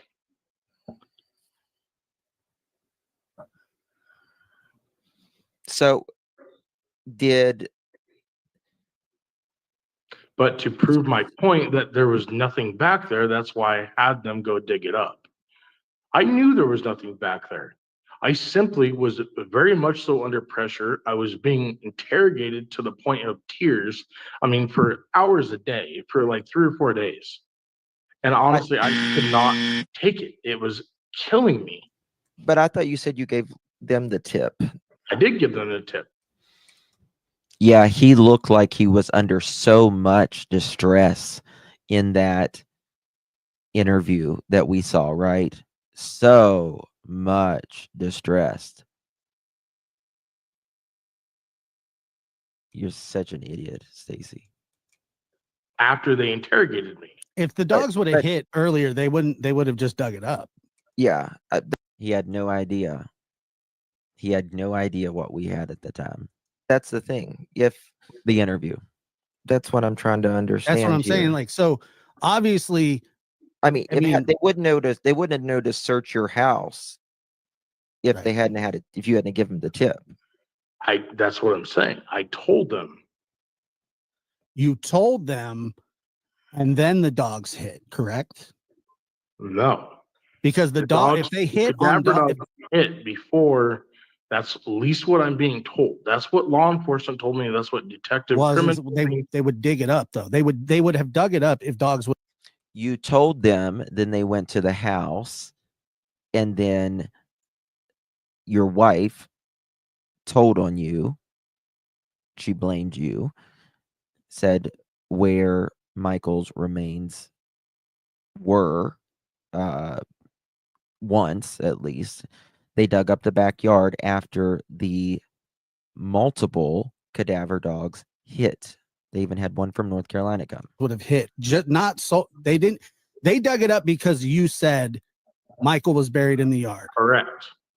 Okay. But then they bring the dogs out there to confirm that hey, there is human there is they're hitting out here. So then they dig it up. All I know is I told them that fable. That's what I told them. I don't know anything further than that. And you can see how that's going to be hard for people to understand. I do, absolutely. Because I mean, that's a lot to tell. I mean, to get an interrogation to stop, all you would need to do is say, "Hey, I want to talk to my lawyer." And I did that. My lawyer was present with me. Okay. I've got the clip where, so if your lawyer was present with you, then you were certainly not going under a bunch of distress. All you had to do was say, I'm not going to speak anymore. JD Huff said, we have multiple dogs hit, and we've got all of this based on evidence, it says. And testimony. I mean, and that's what I'm really wondering is because like you said, this is just what I think. I think that you plan on being indicted like everybody else that was up there on those poster boards, and you're trying to get ahead of this thing, kind of get your story out there, which I don't blame you. It's going to come back to bite you in the ass. I know it is, but what you're going to do is so since there's 4 different people involved, what's going to end up happening is you guys are all going to start throwing each other under the bus. You're kind of Brandon was the first one. Then now it's you because you're out of jail now. And Adrian eventually at trial or whatever is happening here. But what I'm saying is I don't understand why anybody would tell the police that there's a kid buried in the yard to stop an interrogation. What good does that do? Did that help you? Remember, while they are digging up the backyard during the interrogation that we saw, he is telling them where to dig. He is telling them how far to dig. He is telling them where what he is wrapped in. Viewed in some way? The probable cause because why you wouldn't tell him that unless he was actually buried in that yard. He wasn't. He wasn't when they went back, but he was at one point, according to the dogs. And to you. The problem is how is he not? I mean, how is he not found? I mean, he obviously was in that yard at some point. Investigators and dogs and everyone picked it up. Now, maybe you didn't have nothing to do with it, but somebody at that house did. You know what I mean? That's the thing. And who was it? And that's what I'm saying. That's why I'm telling my side, because I know for a fact, and per the posters and the pictures and everything that I posted that I sent to Justin, like I had nothing to do with this boy's disappearance. I had no knowledge of him being buried. If he was buried, that's news to me. And what's weird about it is our neighborhood, like they have cameras that like from Sky Cam or whatever it is, that you can see into the backyard. There was no dig holes.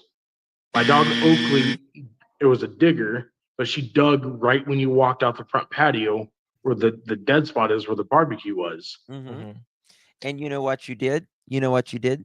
Stacy, Sarah, Brandon, Adrian, you put a grill over top where you guys dug, placed Michael, buried him, and then put a grill over it so the dog would not dig up. But the dog dug all around it, didn't they? Now, But it was dead because the barbecue we had 2 barbecues at the time, and one was sitting on the grass. One of the things. Oh, sorry, Justin. Go ahead, Josh. Well, one of the things that the dog would do is when they're sniffing in the yard, not only would they do that, at any point, if he was in the house at all, if Michael was in your house, the dogs would hit at the front porch. Did they? Not to my knowledge, no. I think they hit beside the front porch. They okay. sure So did. that would indicate that he was near the house. So Michael, I mean, let's just be honest here. Michael was around that house. Michael was around that house. The dogs aren't going to hit just for no reason unless you buried somebody else back there. I don't know. I have no information to give to that. Like I told everybody and anybody on here, if I knew something about this, because I am in no way okay with abducting a child, killing him, burying him. I would bury somebody else for doing that to somebody like that.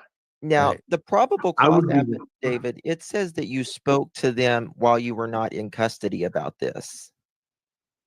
I gave them permission. Okay, maybe that's what to search the house when Sarah got arrested. I didn't get arrested. She got arrested April 13th of 2022. I got arrested May 6th of 2022. Okay. All right. Do you expect to be indicted for this? I was going to ask the. I mean, obviously, you have an idea that you're probably, or else you wouldn't be doing this. I mean, let's just. I've seen this before. To tell my side of the story, and if I'm indicted, they've got a long road ahead of them with going to trial. He's convinced himself that all they got to do is show his interview whenever they were digging up the backyard, and they have a hell of a lot of evidence. Well, in fact, it's sitting on the prosecutor's desk. I mean, not really. If you told him that he was in the yard, I mean, you're going to be charged with lying to investigators if that's what you did, and that's a serious crime too. And if I am, I own up to that. This is in October. Prosecutors on the investigation over Michael says, quote, I expect to charge it.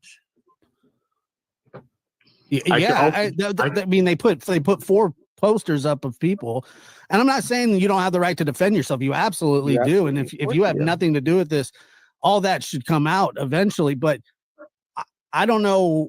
I'm not really sure why. I just don't. I can't get past like how you would just say, hey, yeah, he's in the yard. I literally made that up. And there was no dogs literally hit on human decomposition. Yeah, that's the problem. Is if you made it up and he was actually in the backyard, I mean, you know what I mean? You know what I mean, Stacey? I feel you, and I get that. But that's like that's a hell of a coincidence. I gave them a direction. Okay, this is where I know that it was a lie, because that dog may have hit in the backyard, but the direction and area that I pointed to him, the dogs did not hit around at that house. in the backyard. I told them he was literally buried directly across from the patio. Well, who do you think did this? I don't know. Is I it know some- do you think it was somebody in the house? I know Adrian has, according to detectives and what I've been told by them, that Adrian has a huge history of human trafficking. It was DRUG trafficking, not human. So I wouldn't put it past him. Oh. But the matter of the fact is when and how he would get away with doing something like that, because I have no knowledge of any of this. Okay. Oh, set yourself free. I mean, he's saying he's lying, but he was actually telling the truth when he. All right. Let me just play this. And this was what they said. Everybody, I just wanted to start out by saying thank you. Let me. And it remains very active and an ongoing investigation. You can't take one of our most precious citizens from us and ever expect us to stop. During the course of this investigation to date, we received credible information that the remains of Michael Vaughn could be found in the backyard at 1102 Red Wing Street in Fruitland. Can you pause that for a second? As a result, the Fruitland Police Department obtained a search. Why it says that they received credible information. So that's based on your tip alone, yeah?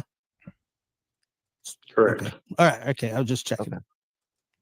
I mean, to say if he was in custody and he just said, "Hi, I need to tell you that me and 3 other people did something atrocious to a child. The child's in, we unalive." Like, that's not enough. That's not enough. You're going to have to come up with something better than that. I mean, they'll go check, but they've got to have more than that. So they did their due diligence. Search warrant for the residence along with the front and backyards. That search warrant was served on November 11th. It was a Friday. We served that late in the evening. Upon entry, officers encountered Sarah Wandra, one of the known occupants of the home, and Sarah was subsequently arrested based on probable cause that she had knowledge of Michael's death and failed to report that death to law enforcement. What would the probable cause be? Him. The following day, the Fruitland Police Department, joined by the Idaho State Police, the Idaho Mountain Search and Rescue, I don't think it was just him. I think it was more. The Fruitland Fire Department and the Fruitland Public Works Department began a very methodical excavation of the backyard of the Wanderer's home. During that excavation process, the Idaho Mountain Search and Rescue, Mountain States detection dogs deployed multiple certified human remains detection dogs on the property. Unrelated, but yes, they are. All of them alerting to the presence of human remains. All of them. So that's where the problem, right? That's where the story really starts to fall apart for you. Is you're saying that I made this up, but then you have multiple dogs. Every dog that was there hit. Mm-hmm. They're not hit. I mean, you can bring them to my backyard right now. I can make up a lie. They're not going to hit, and they're not going to dig up my yard. Yes, I mean, not a lot of people have, human decomposition in their backyard, and a dog's going to hit, right? So you say you did this. You say you stopped on the corner 600 feet from Michael's house the evening he was abducted. They have camera footage of you at the splash pad earlier that day, and you were towing a car. And also, Michael's scent was at Brandon's mom's house, where you guys went that night to tow the car and do the laundry. That doesn't make sense. And also, you guys didn't get home till late in the evening, and you guys were back at Brandon's mom's house really early. Got it. I mean, you understand that. Penetrating radar was also used. Sorry, go ahead. Oh, that's it. I was just wondering. I just want to finish this little And bit right here. deployed, detecting anomalies in the backyard. We completed the excavation. And that's where something has been dug and, you know, the ground isn't as firm. Of the entire backyard and removed over 250 yards of dirt. Prior to backfilling the yard, the dirt was meticulously sifted for any potential human remains. We did. Yeah, they know where Brandon is. They know where Adrian is. I know where they both are. A lot of us know where they are. Not find Michael's remains. Although the remains of Michael Vaughn were not recovered, we strongly believe, based on evidence, that Michael was abducted and is deceased, and that based on evidence that his remains were buried and later moved from the property. As of today, the whereabouts of his remains are unknown. However, the investigation is active, fluid, and ongoing. You know, I mean, Sarah wanted a baby, right? She wanted a baby. Did she take Michael? I have no idea. I mean, she's your wife. You would have some Sarah idea. was also very deceitful and hid everything from me. She had the gun she held Tanner Butler up at gunpoint with. I had no idea or any knowledge about the gun that she had. Because Randy Strickland, who was staying with us, asked her. But Stacy, you loved GUNs. You loved them. And don't you have GUN charges? Yeah, that's what I thought. To not tell me about it because I was a felon. Mm-hmm. Is that what you got in trouble for? Huh? Is that I got for having my own gun. Bingo. Right. Well, you know, the main Were you thing offered a deal, like a cooperation deal? They offered this before they dug the yard, and they said that they would give me a 15 plus 7, but in the condition that I would tell them where the body is. And I said, you should have taken that, Stacy. I don't know where the body is. Currently, or you did in the past? I have never known where the body is. Somebody in the chat just said that Adrian was left with a duffel bag. You know anything about that? Yes. No. Yes, I never you even do. knew that he had a duffel bag with him. He had a backpack. So you unequivocally, absolutely never at any point in your life have seen Michael Vaughn? Never. I don't even know who this kid was. And that's deep down honest to God with everything in my heart. I have no idea. I've never seen this kid. I didn't even know he existed. I didn't even know who Tyler and Brandy were. Mm-hmm. Like, honestly, I've never seen that kid in my day of my life. Okay, so Brandon had a duffel bag. Excuse me. What did Brandon have? What was Brandon doing with the duffel bag? He had his clothes in it. Like, I watched him when we went to go tow the car. I watched him have an empty duffel bag. It was empty.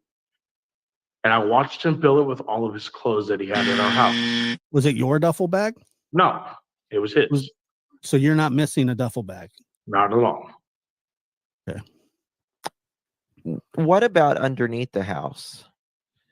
There was a crawl space, but that crawl space literally it was in the walk-in closet from our bathroom. Right. That literally had an empty Savage Arms old box from an old 17 that I had. Okay. Did a dog hit at Brandon's house? I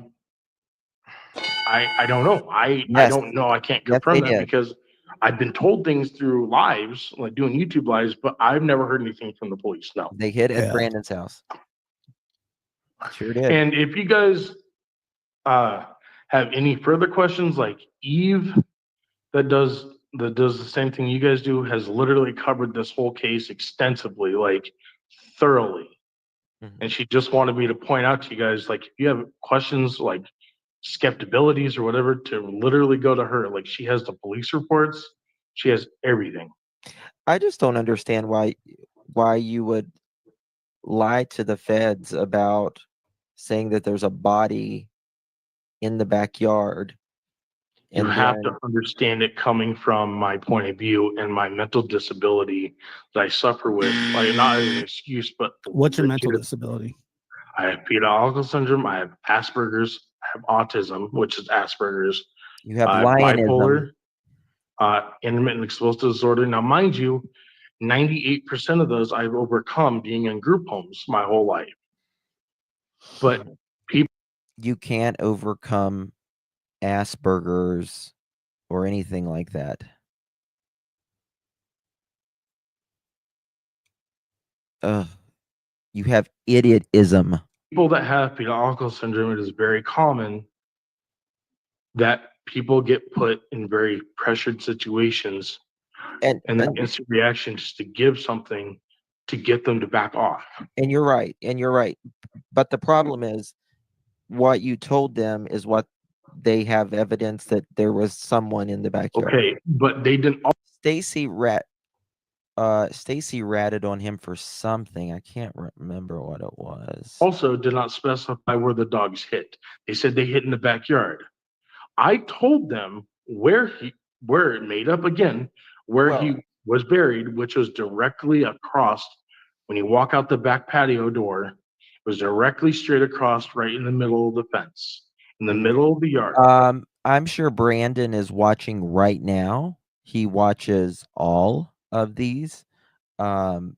He's too chicken shit to come on. He's too chicken shit. Brandon, right here is my number.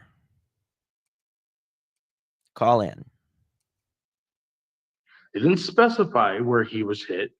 They said that they dug by the shed and that the dogs had to hit around the shed area. That's what I've been told. I know, and if you read their report, or you probably can pull it up, she literally, I don't know if it's accessible or not, but I know for a fact that when I gave them that location, they literally, I watched it on video when they were digging at that spot. Detective was on the phone with me. They dug nothing up. The dogs did not hit in that spot. I watched them.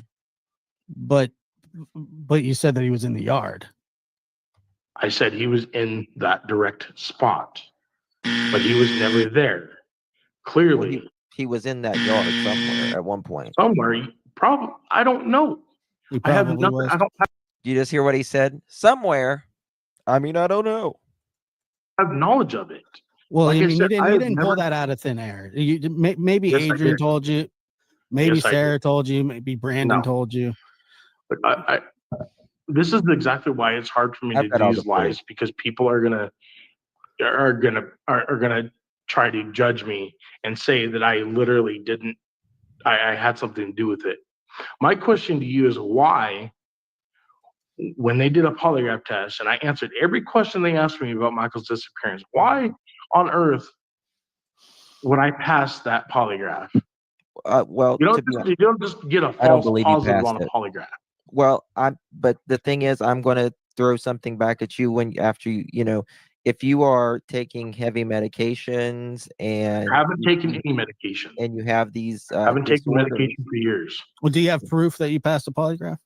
You can probably get it in the affidavit Because I somewhere. mean, you can't use I it can in a tell court of you law that anyway. three people talked to me about my polygraph, including the guy that did the polygraph in the Meridian Police Department, the Highway Patrol.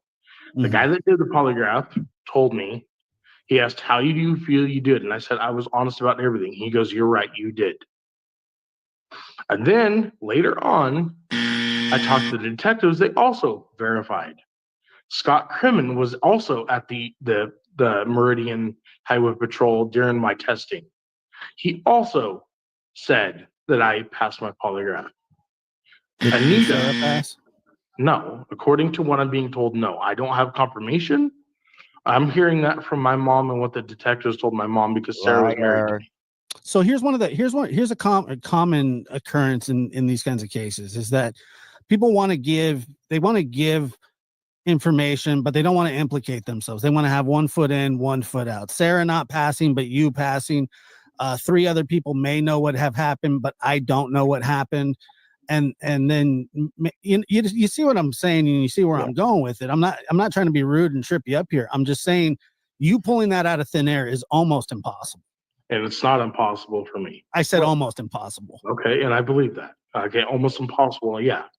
But for me, it wasn't impossible. If you literally sat there, you would see how literally, like, how on the verge of tears I was because I'm being interrogated so hard and so rough. And God, he looked like he was on the verge of tears, y'all.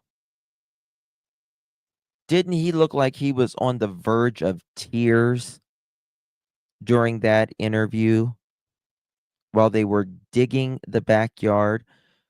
God, he looked just like he was distraught.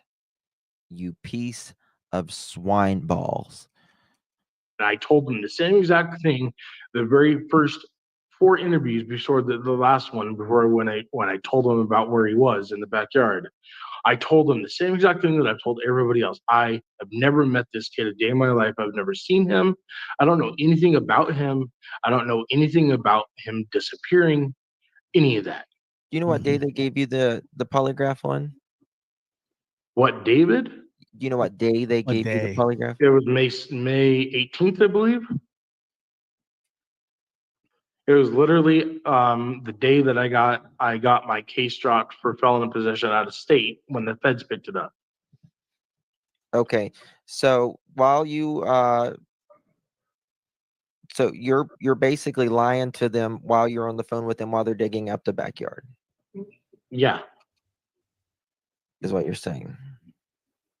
Now, see, the thing about the day is, like, you're saying that you and Sarah and Brandon went to Cuna. Now, the thing with Brandon's story, which he's saying that him and Stacy got home and they went to the gas station. Him and Sarah? Or Sarah, sorry. Him and Sarah went to the gas station at 7 o'clock. No. And it's like, somebody's lying here. Somebody's lying. And they never went to the gas station. We left in our truck to go tow his car upon his request.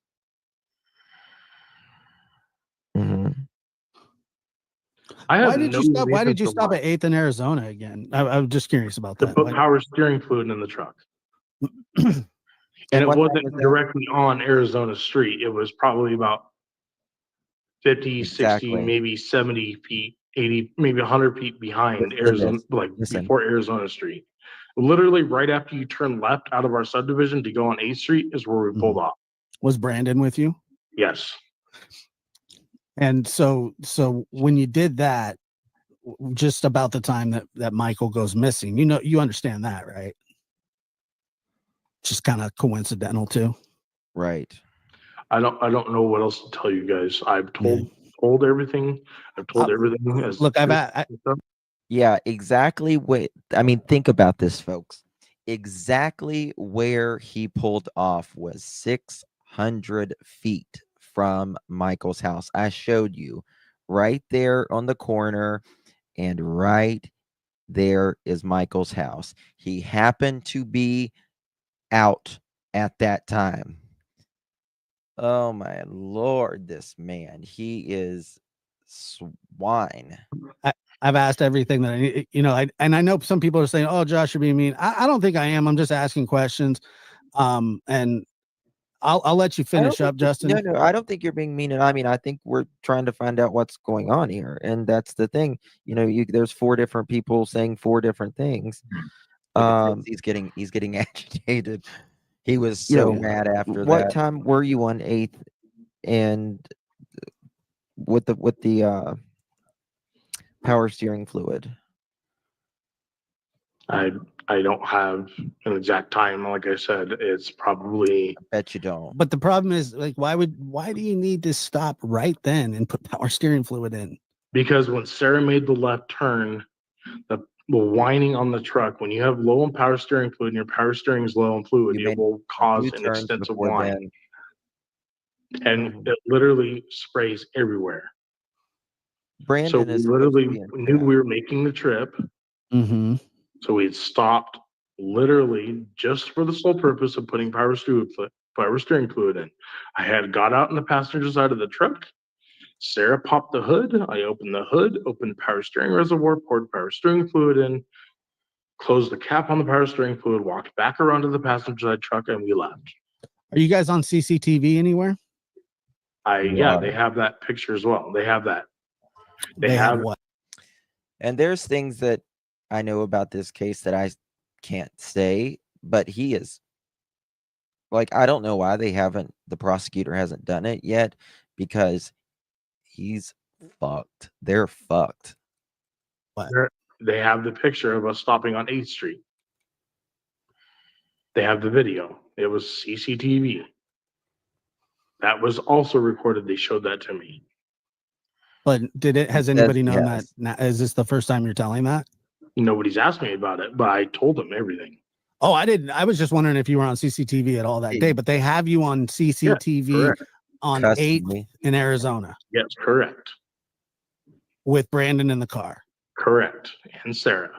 Oof. I mean, And that's a major problem, right? That day. Hold on. You saw a boy that day as well, didn't you? Listen to this. You said you saw a boy. Further down 8th Street on the very right-hand side in somebody's yard. And he didn't look anything like Michael at any point in time. There is I knew you was Josh, but I know that was good though.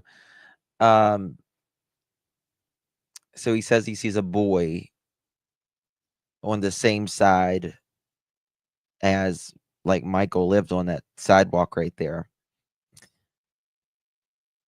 It's amazing to me that he came up. Okay. We didn't ever even approach the kid. Did the boy you saw have a yellow shirt on? It was a bright shirt, correct. From what I remember, it was shorts and a bright shirt. And he was a lot taller than the 5-year-old boy. I can tell you that much. He says 8 or 10 houses down, which was almost at the splash pad. If you count 8 or 10 houses, you could not see that far. Okay. So who put the power steering fluid in? I did. So you're on video getting out. Correct. And is Stacy with you at this time? I mean, Sarah? Sarah? Yeah, she's driving the truck. She was in the driver's seat the whole time. Brandon was in the back seat the whole time. I thought you said Sarah popped the hood. I was the only one to get out of the truck, as it's on video and recording, and the video shows me putting power steering fluid in the truck. They showed it to you? Yes. Okay. When is the next time you put power steering fluid in that day? You know? I didn't have to put it until the next day. Okay. I usually had to fill up the truck once a day with power steering fluid. Was that the only place that you're on CCTV? No, I was on CCTV at the splash pad. Yes, he was at the splash pad at. I've got. Is that common? Was that common? I'm sorry, I didn't know if that's common knowledge or not. No, that's proof. I saw proof from the detectives. They showed me the video. You knew that, Justin? You knew that he was on video? Yeah. Yep, he's on video there at the splash pad, getting out of his truck. He says car rather, getting his snuff. Correct. Okay, so yeah, I heard that. So what happened was that you dropped dropped your chew, you got out, you got it at the splash pad. Okay. Gotcha. I just called Brandon just now, and he forwarded me straight to voicemail after 2 rings. Yeah, no, I appreciate you answering my questions. I know they come off fast, and that's just how I think and talk. So It's okay, man. Like I said, I'm just here literally to tell my side of things. Because if there's one person that's going to tell the truth, it's me. I remember verbatim. I have timestamps that were pulled up on the maps that Justin can show you if you want to see them, or I can send them to you directly. But Like, I would like those. I would like a screen recording of that, just so that little. I don't know how to screen record on my phone. I have no idea how to do that. 100% honest. I just got this phone, so I'll teach you. So did you guys go to Brandon's house that day? Correct. And At then night. so here's another problem. If the dogs hit in the yard at your house, you guys are headed over to Brandon's, and the dogs hit there too. I mean, obviously there's a body that's being transported back and forth, and they're assuming that it's Michael. That's why you guys are suspects. The person you're trying to reach is right? not available. So to be, yes. When you have finished recording, you may hang up. Hey, Brandon, this is Justin with Clutch Them Pearls on YouTube. Please return my call, 307-228-4906. We want to try to speak to you to get answers for Michael Joseph Vaughn, affectionately known as Monkey. Please give me a call, 307-228-4906. Yes. Right. But like I said, Is it possible that he was they covered this up with you being in the truck, that Michael was with them? Not and at you all. didn't know about it? Not at all, because the only thing that got put in the truck, we all walked out together. The only thing that Brandon had in his hand was a duffel bag full of his clothes. I watched him fill his duffel bag up with clothes. It was empty, keep in mind. Watched him fill the duffel bag up, watched him put it in the truck. We all walked out together. The only thing that Sarah had in her hand was her purse. Yeah. And a grocery bag that had 2 or 3 Diet Pepsis in it. Was Sarah, she was seen carrying a kid? Was she ever? No. Definitely not. And that's what you told police, though? That's Yes. You're telling the same thing? Okay. Yes. Gotcha. There's nothing that I have said on my lives that I have not told the detectives, just so everybody's aware. Yeah, and I just don't I don't know how. Look, I don't care what you do. You can talk and do whatever you I'm want. going to show you a video of him in jail in a minute. So the duffel bag was filled up with clothes. He had that many clothes. I want to show you what this piece of shit does to vulnerable individuals. I'm going to show you in just a minute. I've got a video. That's the video I went to FOIA. He literally had a stack of clothes, a pile of clothes. And it wasn't a huge duffel bag, keep in mind. It was literally a medium duffel bag. It's all it takes is a medium duffel bag, though, to be honest with you. I mean, I used to work in a funeral home, so I know what it, I know, and I'm telling you, I'm verifying on Brandon's behalf. I was a witness to him filling up his duffel bag when it was completely empty the whole time I was in the living room when he was doing this. Yeah. He didn't have a bedroom that he was staying in. He slept in the living room on the couch all the time. I have pictures of him sleeping on the couch with my dog. Did dogs ever hit on that truck? No, not at all. How did they search that truck? Yes. Or did you sell that truck? Do they still have your? Wait a minute. Wait, Justin. Did you sell the truck? No, the truck was repoed. Oh, how long after Michael went missing? It was July. I don't know. It was like August 2nd or something like that. August 3rd, but it was repoed, and the detectives went and picked up the truck for evidence. Okay. How did it make Stacy feel to find out his lie was proven true when law enforcement started excavating? Good question. I don't know how to answer that. I mean, I regret lying to him, but at the same point, I mean, I don't have any information for this little boy. Yeah, who watches someone fill their duffel bag? Oh, Brandon, let me watch you fill your duffel bag. I want to. I want to get whoever it is that did this in trouble. I want this little boy to come home to his mom and dad. I asked him the same thing. 1,000,000%, time He and time doesn't over. know. Oh, he's going There's to. not a day that goes. I bet you that duffel bag is where Michael is. by that I don't get up in tears. I don't get up wishing that this little boy would be found for his family. Like, You didn't I have am a wash machine at your house? We had a washing machine at our house, correct. So why did you go to his mom's house? Exactly. Brandon just said that he needed to go to his house anyways to get new clothes. But that so doesn't he make was just sense. going to do his. You're right, it doesn't. But that's what Brandon said. So what it sounds like, just personally to me, is if you're putting the pieces together and he's got a duffel bag, dogs hit at your house, dogs hit at his house. It sounds like he used that duffel bag for something else. I'm personally telling you and everybody on here, like I said just a couple minutes ago, I watched him put everything from an empty duffel bag, like the duffel bag was empty. There was nothing in it at the start. Nothing. So he didn't take any clothes out of there? There wasn't a pile of clothes at the house, or he didn't swap stuff out? That's what I'm saying. No, you're just missing what I'm saying. Yes. Okay. When he first came staying with us, he emptied the duffel bag. That's what I'm saying. Okay. When he loaded the duffel bag, it was again empty. There was nothing. Where did he put his clothes? Do you have a dresser on the side of the couch? On the side of the couch. Instead of leaving them in the bag. Correct. Yeah. I mean, he must have been in jail way too long.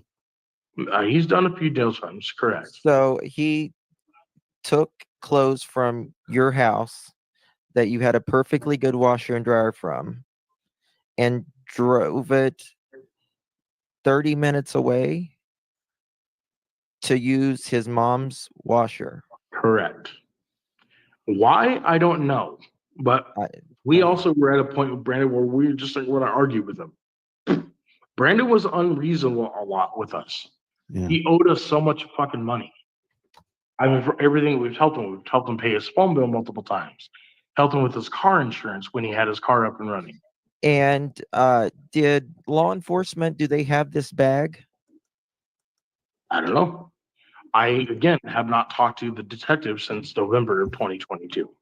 Has anybody threatened you that's a part of this?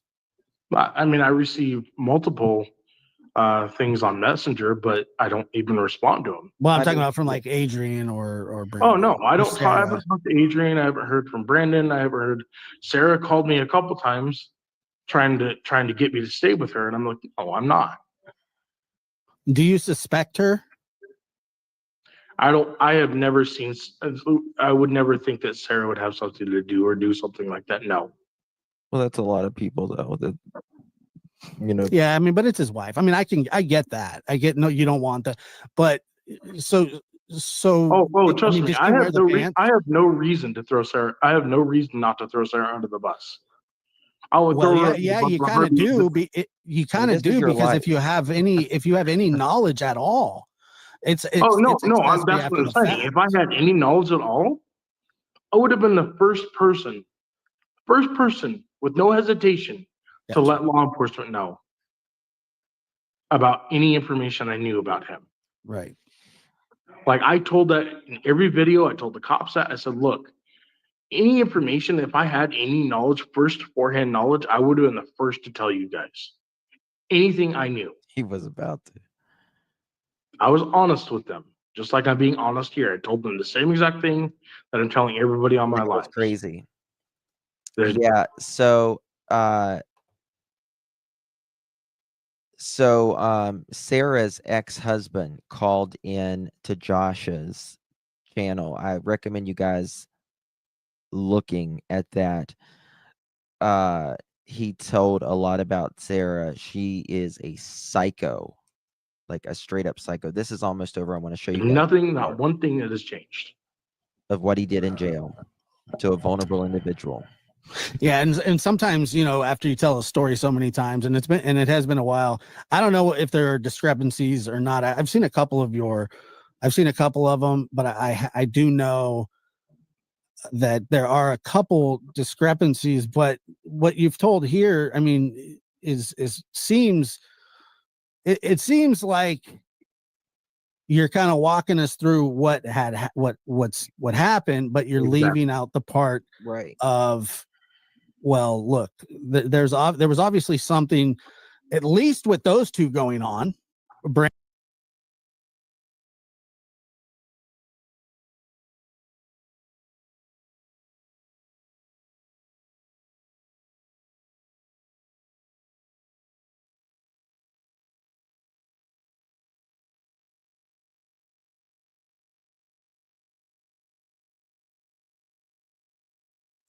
Excuse me. Pardon me. I want to show you guys. I'm getting ready to end this. But after this, I'm coming back. We're talking about Sebastian Rogers. I want to show you. This is what I originally FOIA'd. This is what Stacy does to vulnerable individuals. I had to bleep out the impact part, and the reason is because YouTube frowns upon that. But you'll get the idea right here.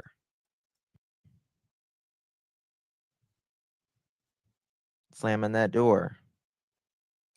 Hold on. But Stacy's, coming out from right here. Now, look at this person. He's going back and forth. He's stimming. Going back and forth. He's clearly in distress. But, okay. You can see Stacy. Here he comes. Slamming that door, right? Slamming that door.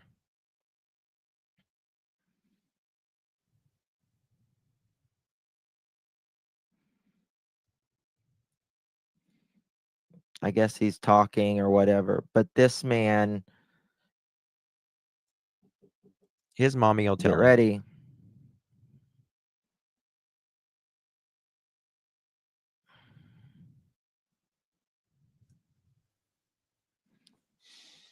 I had to edit some of it out, but I watch this. I had to edit out the impact of what he did.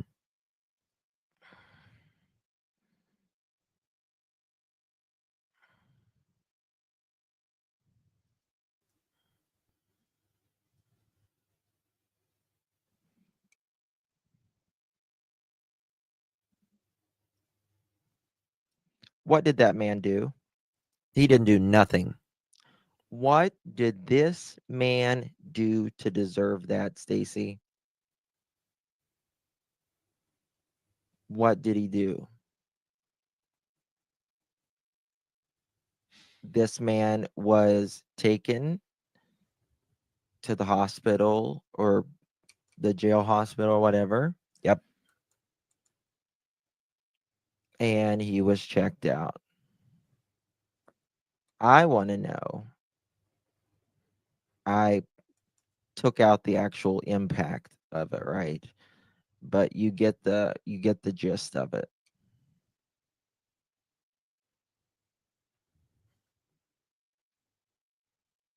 You get the actual gist of it.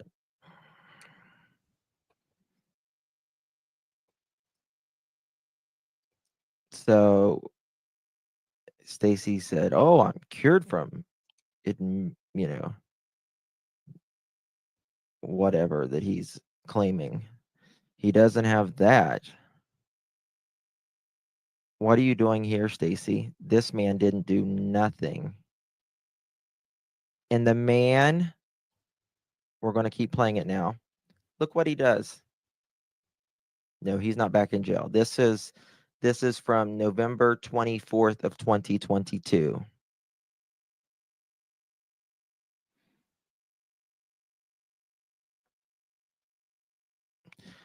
Oh, it was more than a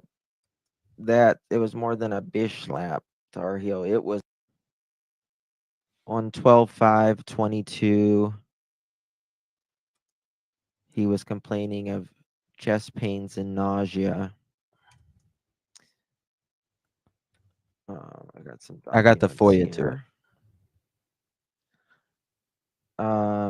the patient that he, listen, hauled off and did that to was treated and I guess released from treatment there. That was November 4th of 2022. Guys, thank you all so much for joining me. Really do appreciate you. I have another stream. When is it scheduled? Let's see here. In 30 minutes. I will be back within 30 minutes. Really do appreciate you, Brandy. We are here with you through it all. Thank you all so much for joining me. Justice for Michael Joseph Vaughn, affectionately known as Monkey. Justice for Summer Moon Utah Wells.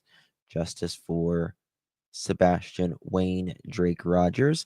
And justice for all of the missing people out there. Everyone deserves to be found.